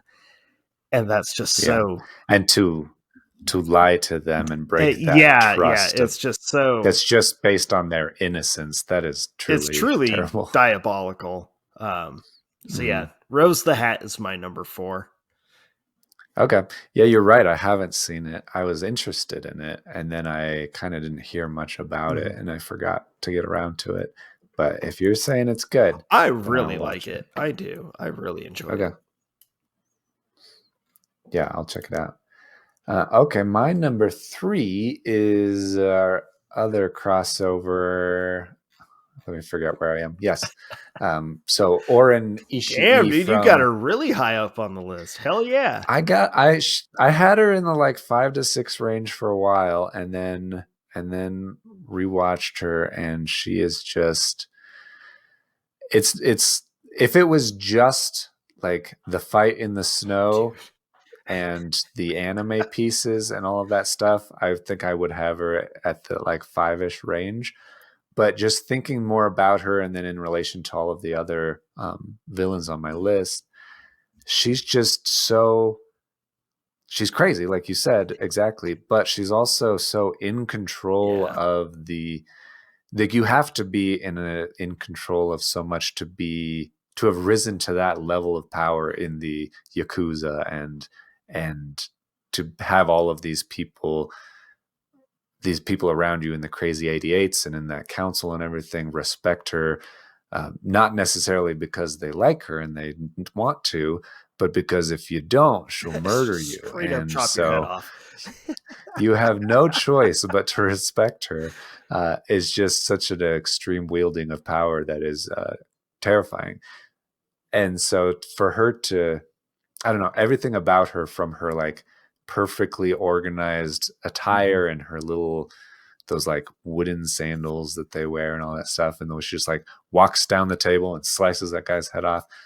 It's just so, I guess, a conflict or a paradox in a way where how can she be so graceful and prim and proper Right. and formal, and then also so brutal and terrifying at the same time. It's a great balance there.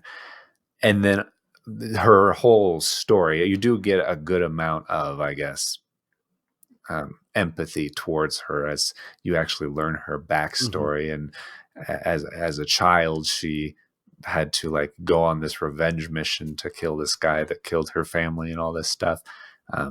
It's that level of dedication and commitment and all that stuff really shows why she was on the Deadly Viper Assassin Squad and why she has become the kingpin that she is today, or queen pin, I guess.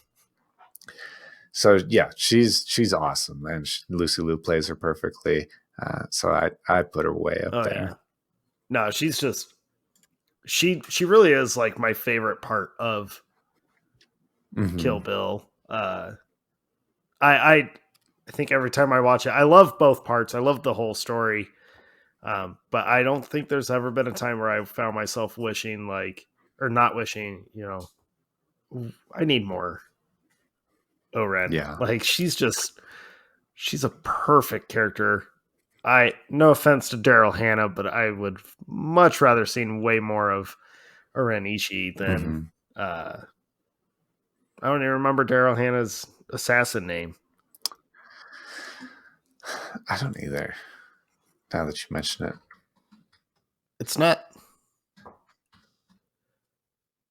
I bet it's a it snake. is a I'll tell snake. I you just can't that. remember what snake it is. It's not Black Mamba. Uh, L Driver. No, Back Mamba is the Is the bride. bride's. Oh no, you're right. It is L Driver.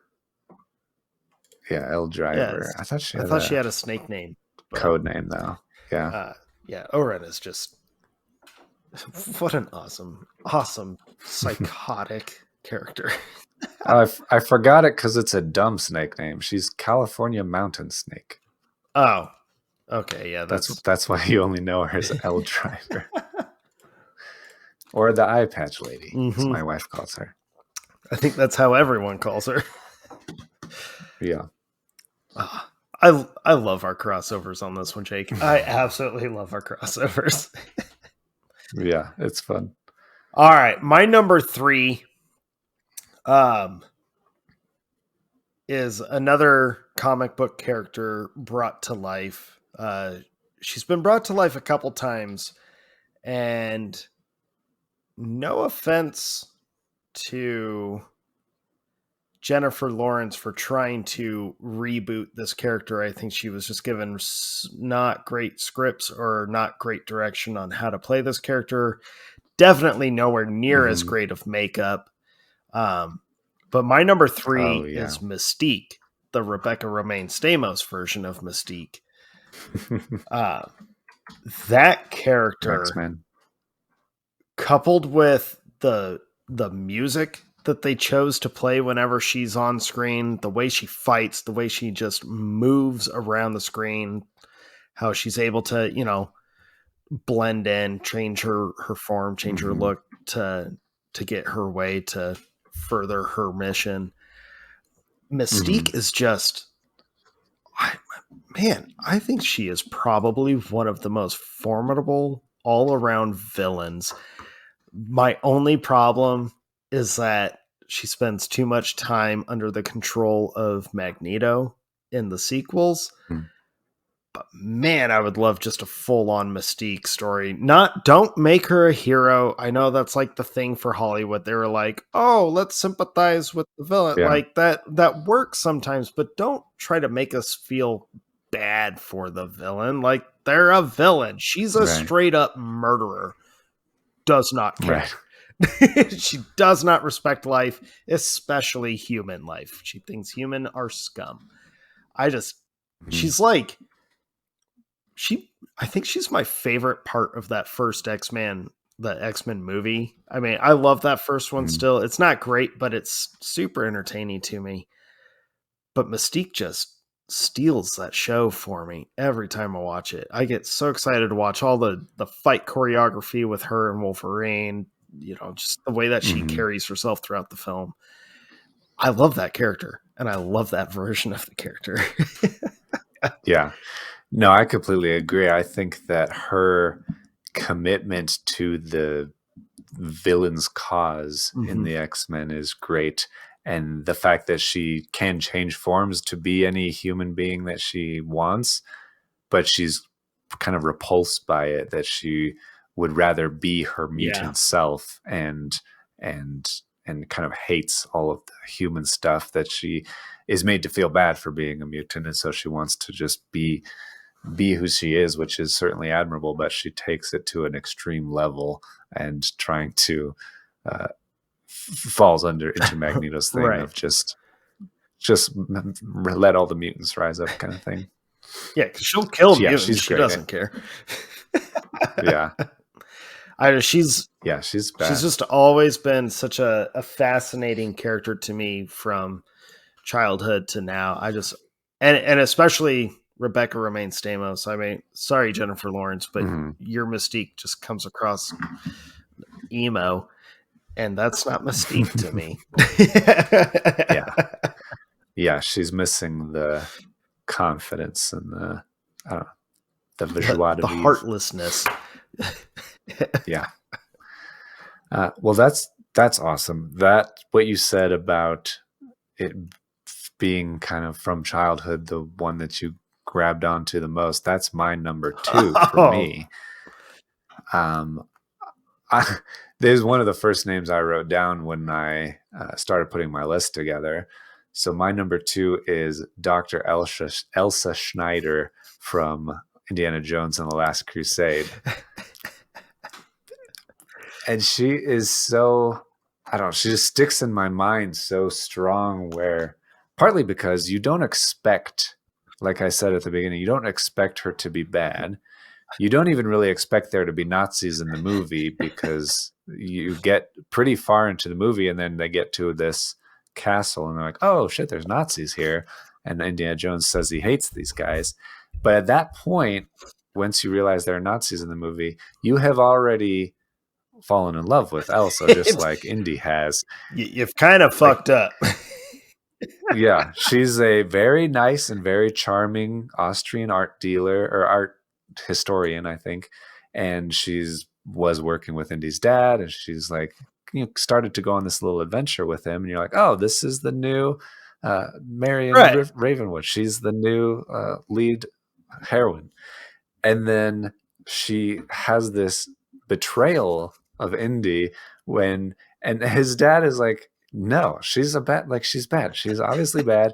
But Indy is so sucked in to her, like, she's in his Mhm. claws, or he's in her claws at this point, that he tries to save her, and then she just betrays him and takes the Grail diary.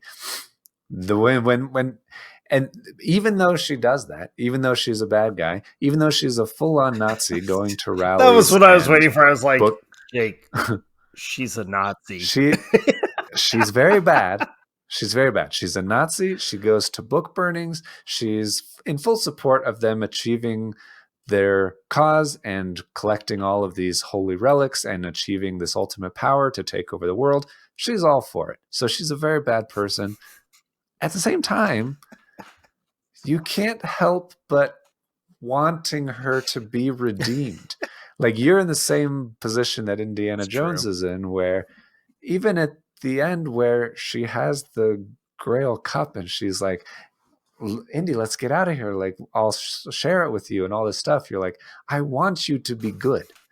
I want you to be good, but you can't be, and you're never going to be, and that's just, I guess, the conflict of the movie. And but so she's a great villain because she's so unexpected, and she's so, I mean, it doesn't get worse than Nazis. That's a pretty bad villain right there. So that's partly why she's so high up there, but also because I think it's a unique scenario where she's bad, but you really, really, really don't want her to be It's bad. true. Uh, and so it's, I don't know, it's just a funny scenario. And the way that you get the idea that she has manipulated and probably seduced both of the Jones boys, Indiana and her dad, Henry, his dad, Henry, um, even if it's just appealing to his ego or Mhm. whatever. She's a vixen. Like, Oh, she is not 100%. afraid Yeah. to do whatever it takes to get what she wants. And so I think that she has an easy time of it overall. So she just from the earliest memories of my life is like, you are a bad person. You're a And bad person shame and you on should feel you. bad. How dare you do Yeah. this? Yeah, she's no good. She is no good. No good. And the fact that she's a Nazi Mhm. kind of like, were you obligated to make her number one just based on like how do you get more evil and fucked up than Nazi? Well, she's number She's up two. there. She's up there. She is up there, but yeah, that I mean that definitely was a big part of Like, how do I it. top that? Yeah. um, well, my number two is probably it was funny like putting this list together because, well, all right, so I've got a couple that aren't like the, I guess, sexy kind of villain. I've got a few that aren't that way. This Yeah. one, my number two, is very far from even thinking about that kind of stuff. Um, just the character is not that way, and Mhm. she is so messed up in the head and so caught up in trying to have control on everything and trying to put this perfectly innocent persona out in the world with absolutely everybody she meets, but she's so caught up in her own obsessions that it just gets the better of her. And you come to find out she's like perhaps one of the most evil characters I think ever written. And Kathy Bates plays this character Mhm. flawlessly. My number two is Annie Wilkes from Misery. She So if you haven't seen Misery, I'll try not to spoil stuff. I guarantee you have heard of the very famous ankle scene from Misery. Mhm. If you have not seen Misery, though, you should go watch it and then, be cautious about when people are excited about stuff you do. Um,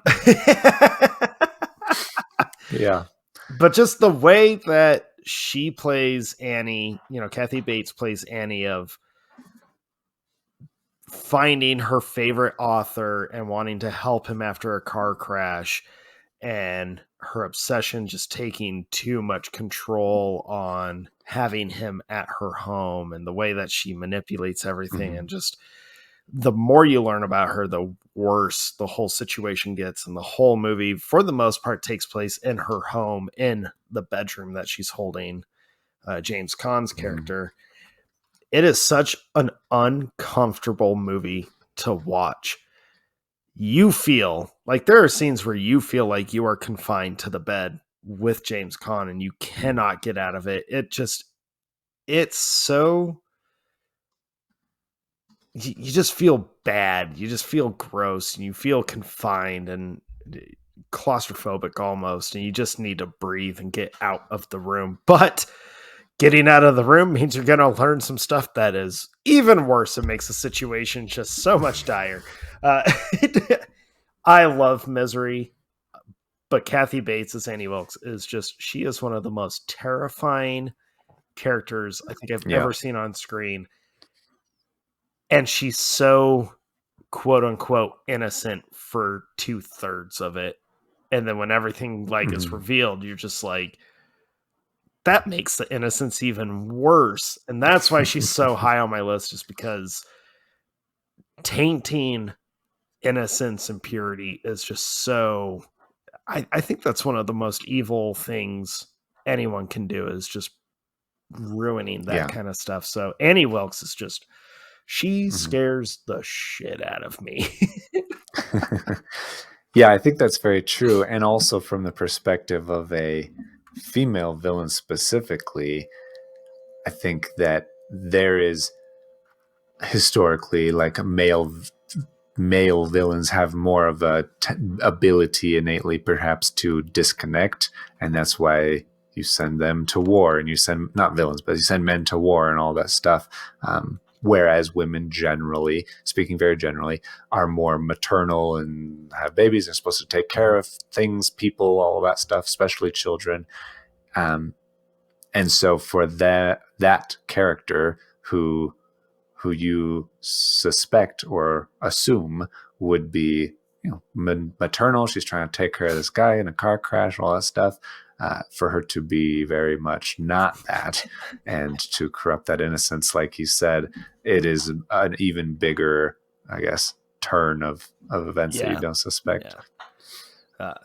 I love that movie. Even though I got a strong stomach and I've seen that movie Yeah, hundreds of times, I gotta tell you, that ankle scene still makes me just like, ooh. It's so yeah, good. it's been a minute since I've seen it, but it's definitely very, very good and very, very effective. Yeah, Everybody should see it. It's one of those classics that everybody should it see. really is. It really is. Okay, so my number one favorite femme fatale of all time is maybe not the most evil. Maybe it doesn't actually do any real life killing of anybody else, besides herself. But I think that on the level of femme fatales and the peak version of that, kind of putting together all of the pieces that we've talked about so far, I think this is the best version that I've seen. So my number one is Mallory Cobb, or Mal from Inception. Oh shit. Yeah, she Oh is. shit.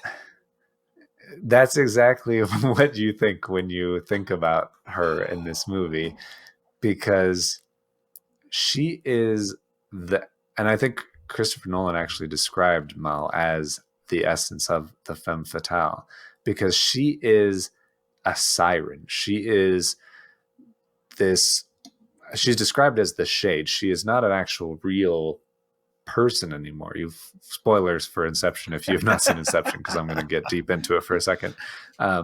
She is the main character, Dominic Cobb's wife, who has died because she killed herself. She continues to haunt him as a specter, as a ghost in his mind, in his dreams specifically. And so when I say she's a siren, it's because, like mythology, she is trying to call him subconsciously back, like into to join her, like to end his own life Yeah. and join her in this dream state, because of such a complex story that I'm not going to get into until we actually get into Inception. But the fact that she's a character that is trying to tempt him away from his goal. He just wants to clear his name and go home and see his kids, because he hasn't been home in a really long time. But everything he tries to do through the course of these heists, these inceptions, these missions and stuff, she is constantly sabotaging the things that he's doing to try to stop him.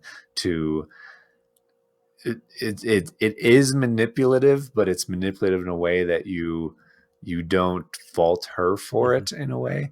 Like, she wants him to fail. She wants him to stop doing what he's doing, and he wants to as well. He's very much drawn to her, and feels a lot of guilt for the whole experience that led to her killing herself. But the way that she as someone who is tempting him is based entirely on the fact that she was pulled into this dream world, was enjoying dreaming, and how enjoyable dreaming was. She wanted to enjoy that with her husband forever.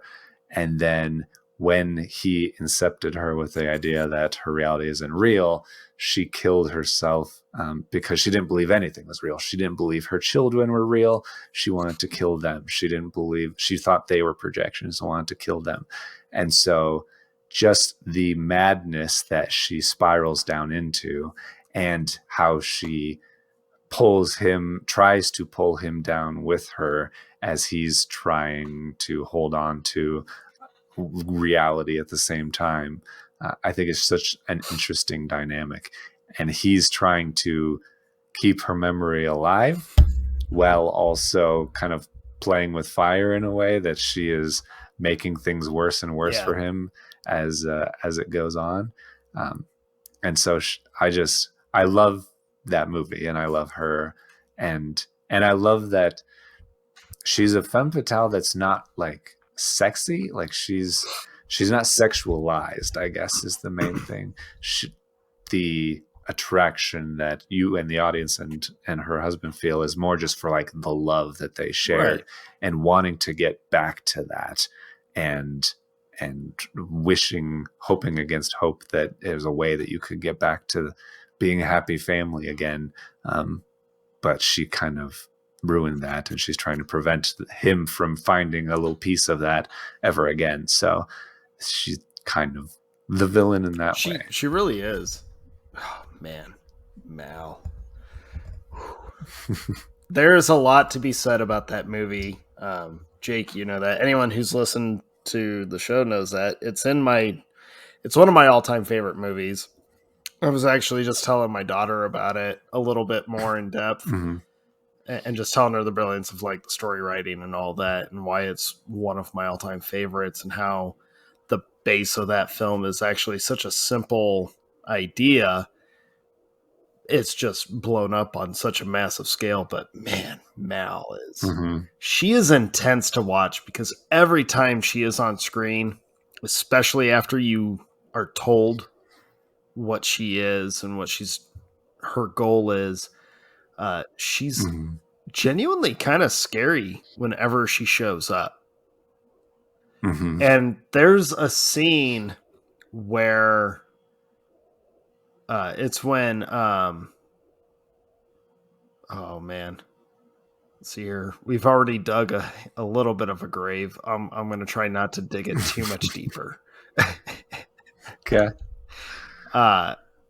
When at the time Ellen Page walks into a room, and it's like, it's kind of quiet for a second, and all of a sudden you hear Mal behind her. The movie is not horror. It's not like thriller suspense in a kind of normal way. It is suspenseful. It is a thriller, but it's not like murder thriller. Yeah. But it sets up the stakes in a way that you understand them. And so when all she has to do is say a word, and you're like, I know who you are, I know what you're doing, and I know that and it's as bad. soon as you hear Mal like say, well, what are you doing here?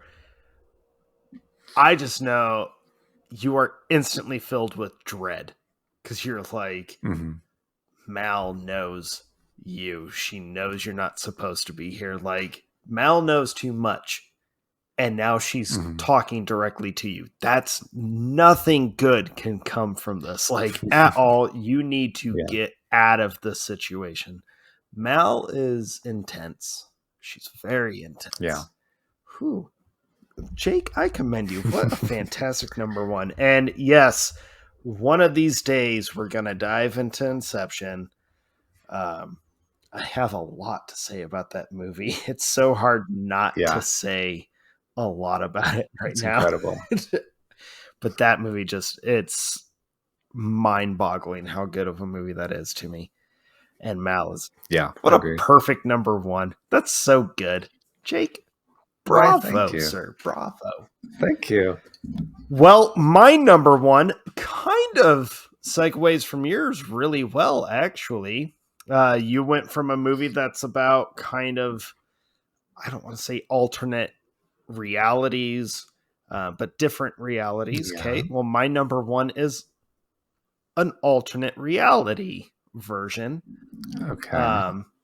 She also happens to be animated, and she also happens to be one of the most nightmare fueling characters I think anyone's ever seen. And then when you watch her, my daughter and I talked about this. Every time I watch this movie, this character just gets more terrifying to watch. She just gets deeper under my skin every time I watch the movie. So my number one is Other Mother from Coraline. Have you ever watched Coraline, Jake? Okay. No. Just I thought it was a kids movie. it's marketed as a kids movie, but when you watch it, Okay, that would be why. it's not. Um All right. just look up a picture of Other Mother from Coraline. Ew. Thank you. Um That will give you she nightmares right is there. nightmare fuel, Yeah. dressed like a housewarming mom, but she's got buttons for eyeballs. And it's just, Yeah. you trust her. Well, as the audience, if you trusted Other Mother right away, I Mhm. hope you learned real quick you're not supposed to. For the rest of us, it's like an immediate red flag of this is very toxic environment, very dangerous place to be. Like, as Coraline goes in and out, and the way that she is so easily tricked into like trusting this other mother for the other Mhm. mother's purpose and desires, it's just so evil to me because uh she feeds off of children, and you do come to find that she straight up murders kids and eats them. Yikes. Yeah, and Coraline, It's like, like classic fairy yeah, tale it's very stuff. fairy tale-ish. It comes from, Neil Gaiman, who's notorious for that stuff. I love his work. But yeah, there's just something about this character, and I really think it boils completely down to the maternal trust being completely just, Betrayed. yeah, betrayed, used for nefarious purposes, and exploited. And just, to me, that is like, how much worse can you really get when Mhm. you are doing that, and you are using this belief from a child into like their mothers, and you're just ruining that trust. You're just absolutely destroying this child's life, and you're doing it over, from the guise of a mom. uh it's just Mhm. so evil to me, and she is so creepy, and she just gets worse. Like, she takes a different form later in the movie, and that's supposed to be the, like, oh, now she's really a monster. Yeah, she's creepy looking, but when she looks at you with those button eyes, there's just something, like, it is hard to look at the screen when she is like just looking dead eye. But there's Mhm. a part in it. It is the moment to me that every time I watch it, and I watched Coraline a couple times actually, prepping for this, because I was like, I watched it that first time. I knew she was going to be on the list. Watched it, was like, God, she's so evil. She's on it. And then I couldn't get her out of my head, and I watched her again, and was like, there's a scene where the table is bountiful. This home cooked delicious meal is prepared for the family. They're sitting down as like this loving unit, and the other Mhm. mother hands Coraline this gift, and Coraline's, oh, cool. And the gift is a needle and thread and two buttons. And the plan is, the other Mhm. mother's like, you have to give me your eyes and sew the buttons on. Like, she wants Coraline to harm herself, No. to sacrifice this part. Nope. Coraline is like a 12-year-old girl. I don't like that. Right. And she does it with this big smile, and she does the whole like, well, you don't want to disappoint me, right? You love me, Yeah. don't you? And it's just so, ugh. Just like, Yeah. Yeah, that like manipulative, abusive very, very abusive. Munchausen's Very, by yeah. proxy. And after I watched Coraline a couple times, just prepping for this, trying to figure out where is other mother actually gonna show up, it was that scene that I just kept coming to, and I was like, I can't get past this of this monster trying to trick and guilt a child into harming themselves Mm-hmm. for the pleasure of this figure. Like that's just so gross to me. That's just so on every level Mm-hmm. possible. And I'm pretty positive I would feel this way if I wasn't a parent. But as a parent, it is such a like, are you fucking Yeah. kidding me? Yeah. Right. So other mother is my number one. She is so evil. She's just Okay. perfect. That sounds absolutely terrifying. I do really enjoy that I had two animated crushes and you have two animated Villains. Yeah. villainesses. That's pretty cool. Oh, that was Good 10. balance. Holy crap, we did it. That was 10. We All did it. done.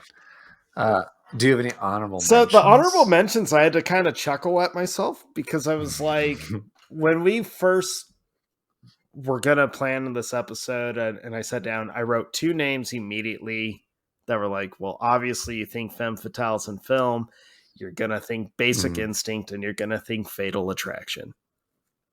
So I mhm. rewatched both of those movies, and they're good villains, Yeah. but one, the movies really suck. Um, I am not a Basic Instinct fan. That movie is Yeah.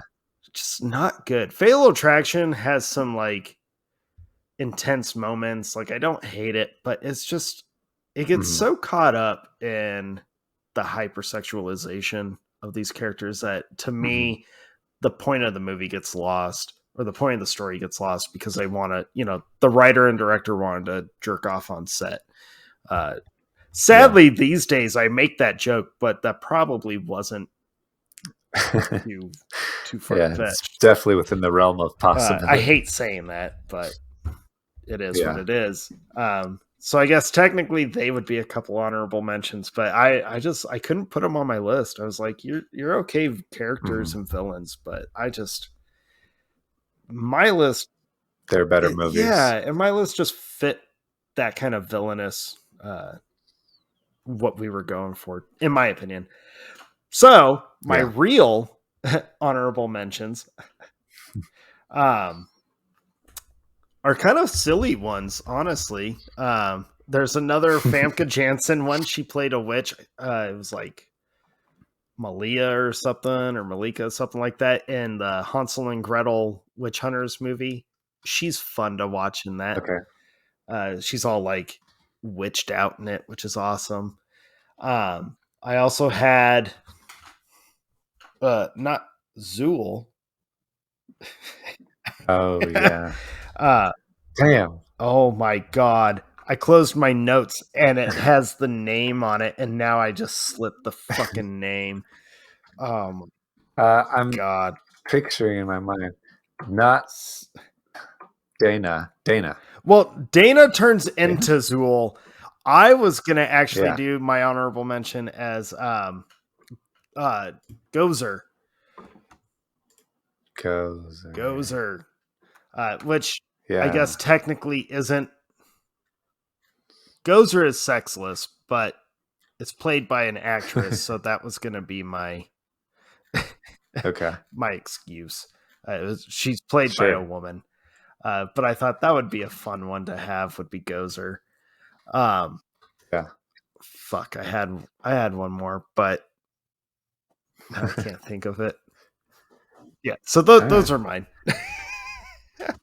I was gonna do Athena from The Hunt, Oh my Hilary Swank's character. god! Yeah. Yes, I love The the Hunt. I hunt feel is like it's so so good. fun. I love The Most Dangerous Game. It's one of my favorite stories. And the way Hilary Swank plays that character is really fun. I also learned from this movie and from her character that you should use a bread knife to cut tomatoes. And I've been doing it ever since, and It it works works. amazingly. It works. Oh, it's great. Wow. I will never stop doing it. Yeah. Okay. So So she's helpful and also a terrible She's person. also out of her goddamn mind. Yeah. And then you have to have Pussy Galore from Goldfinger on the True, list, true. just because. Um, Pamela Voorhees from Friday the Yeah, 13th, yeah. classic mother killer. Not that she kills mothers; she is a mother who kills people. And then Helen Sharp from Death Becomes Her, Goldie Hawn's character in that. Man, I rewatched it because I love Death Becomes Her. I've loved that movie since I was a kid. I was That's like, fun. everyone in this movie is just so vain.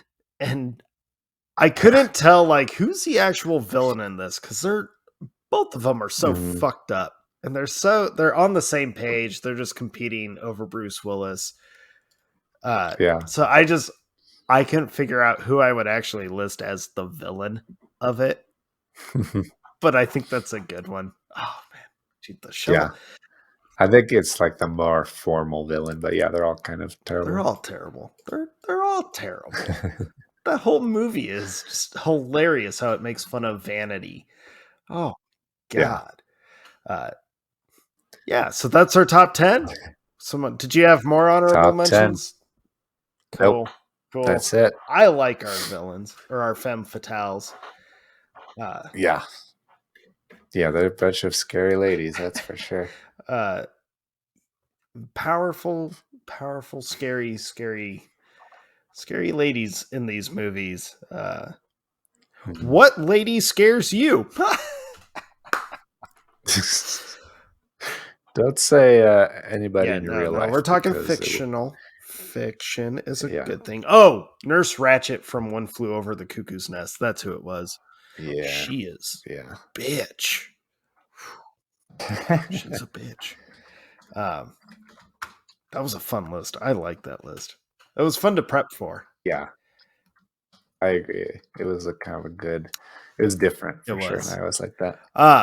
Well, we got a fun one coming up next week. If you saw, Yeah, speaking of prepping for yeah, if you stuff. saw our schedule that Jake posted, you know that we're gonna deep dive into the movie Seven Samurai, uh, which Mhm. is a classic, super classic film. It's inspired tons of like action films. The Magnificent Seven was the American remake of that movie, and then that got remade. Um, it's got a lot of reputation or big reputation. It's done a Mhm. lot. It's significant, iconic. And Jake and I realized we've never watched it. No, we both have never seen it. I very embarrassingly asked you. I was like, "Have you ever seen that Right. movie?" And you're like, "No." And I was like, "Thank God, because I haven't seen it either." But we were And I both didn't want like, to feel like a bad movie we were both fan. raised on watching The Magnificent Seven.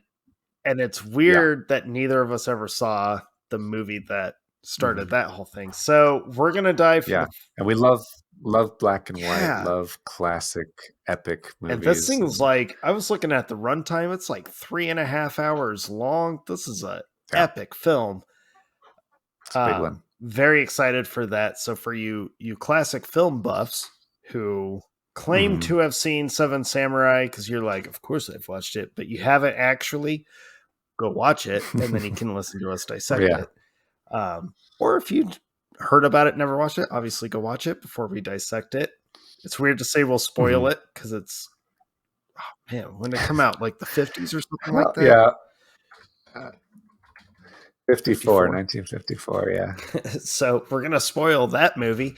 Uh, I'm very excited for that one though. That's gonna be a good one. I am too.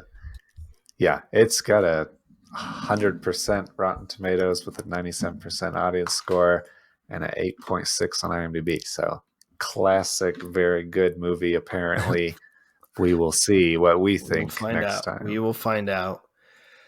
As long as it's better than Citizen Kane, like it's It has to be. It has samurais and swords and it's and like fights. historical ish. Ish. Yeah. Don't worry, folks. I used ish very loosely on the historical, but I'm stoked for that. Yeah. It's gonna be a good time. Uh go buy some shit while we still have this current logo.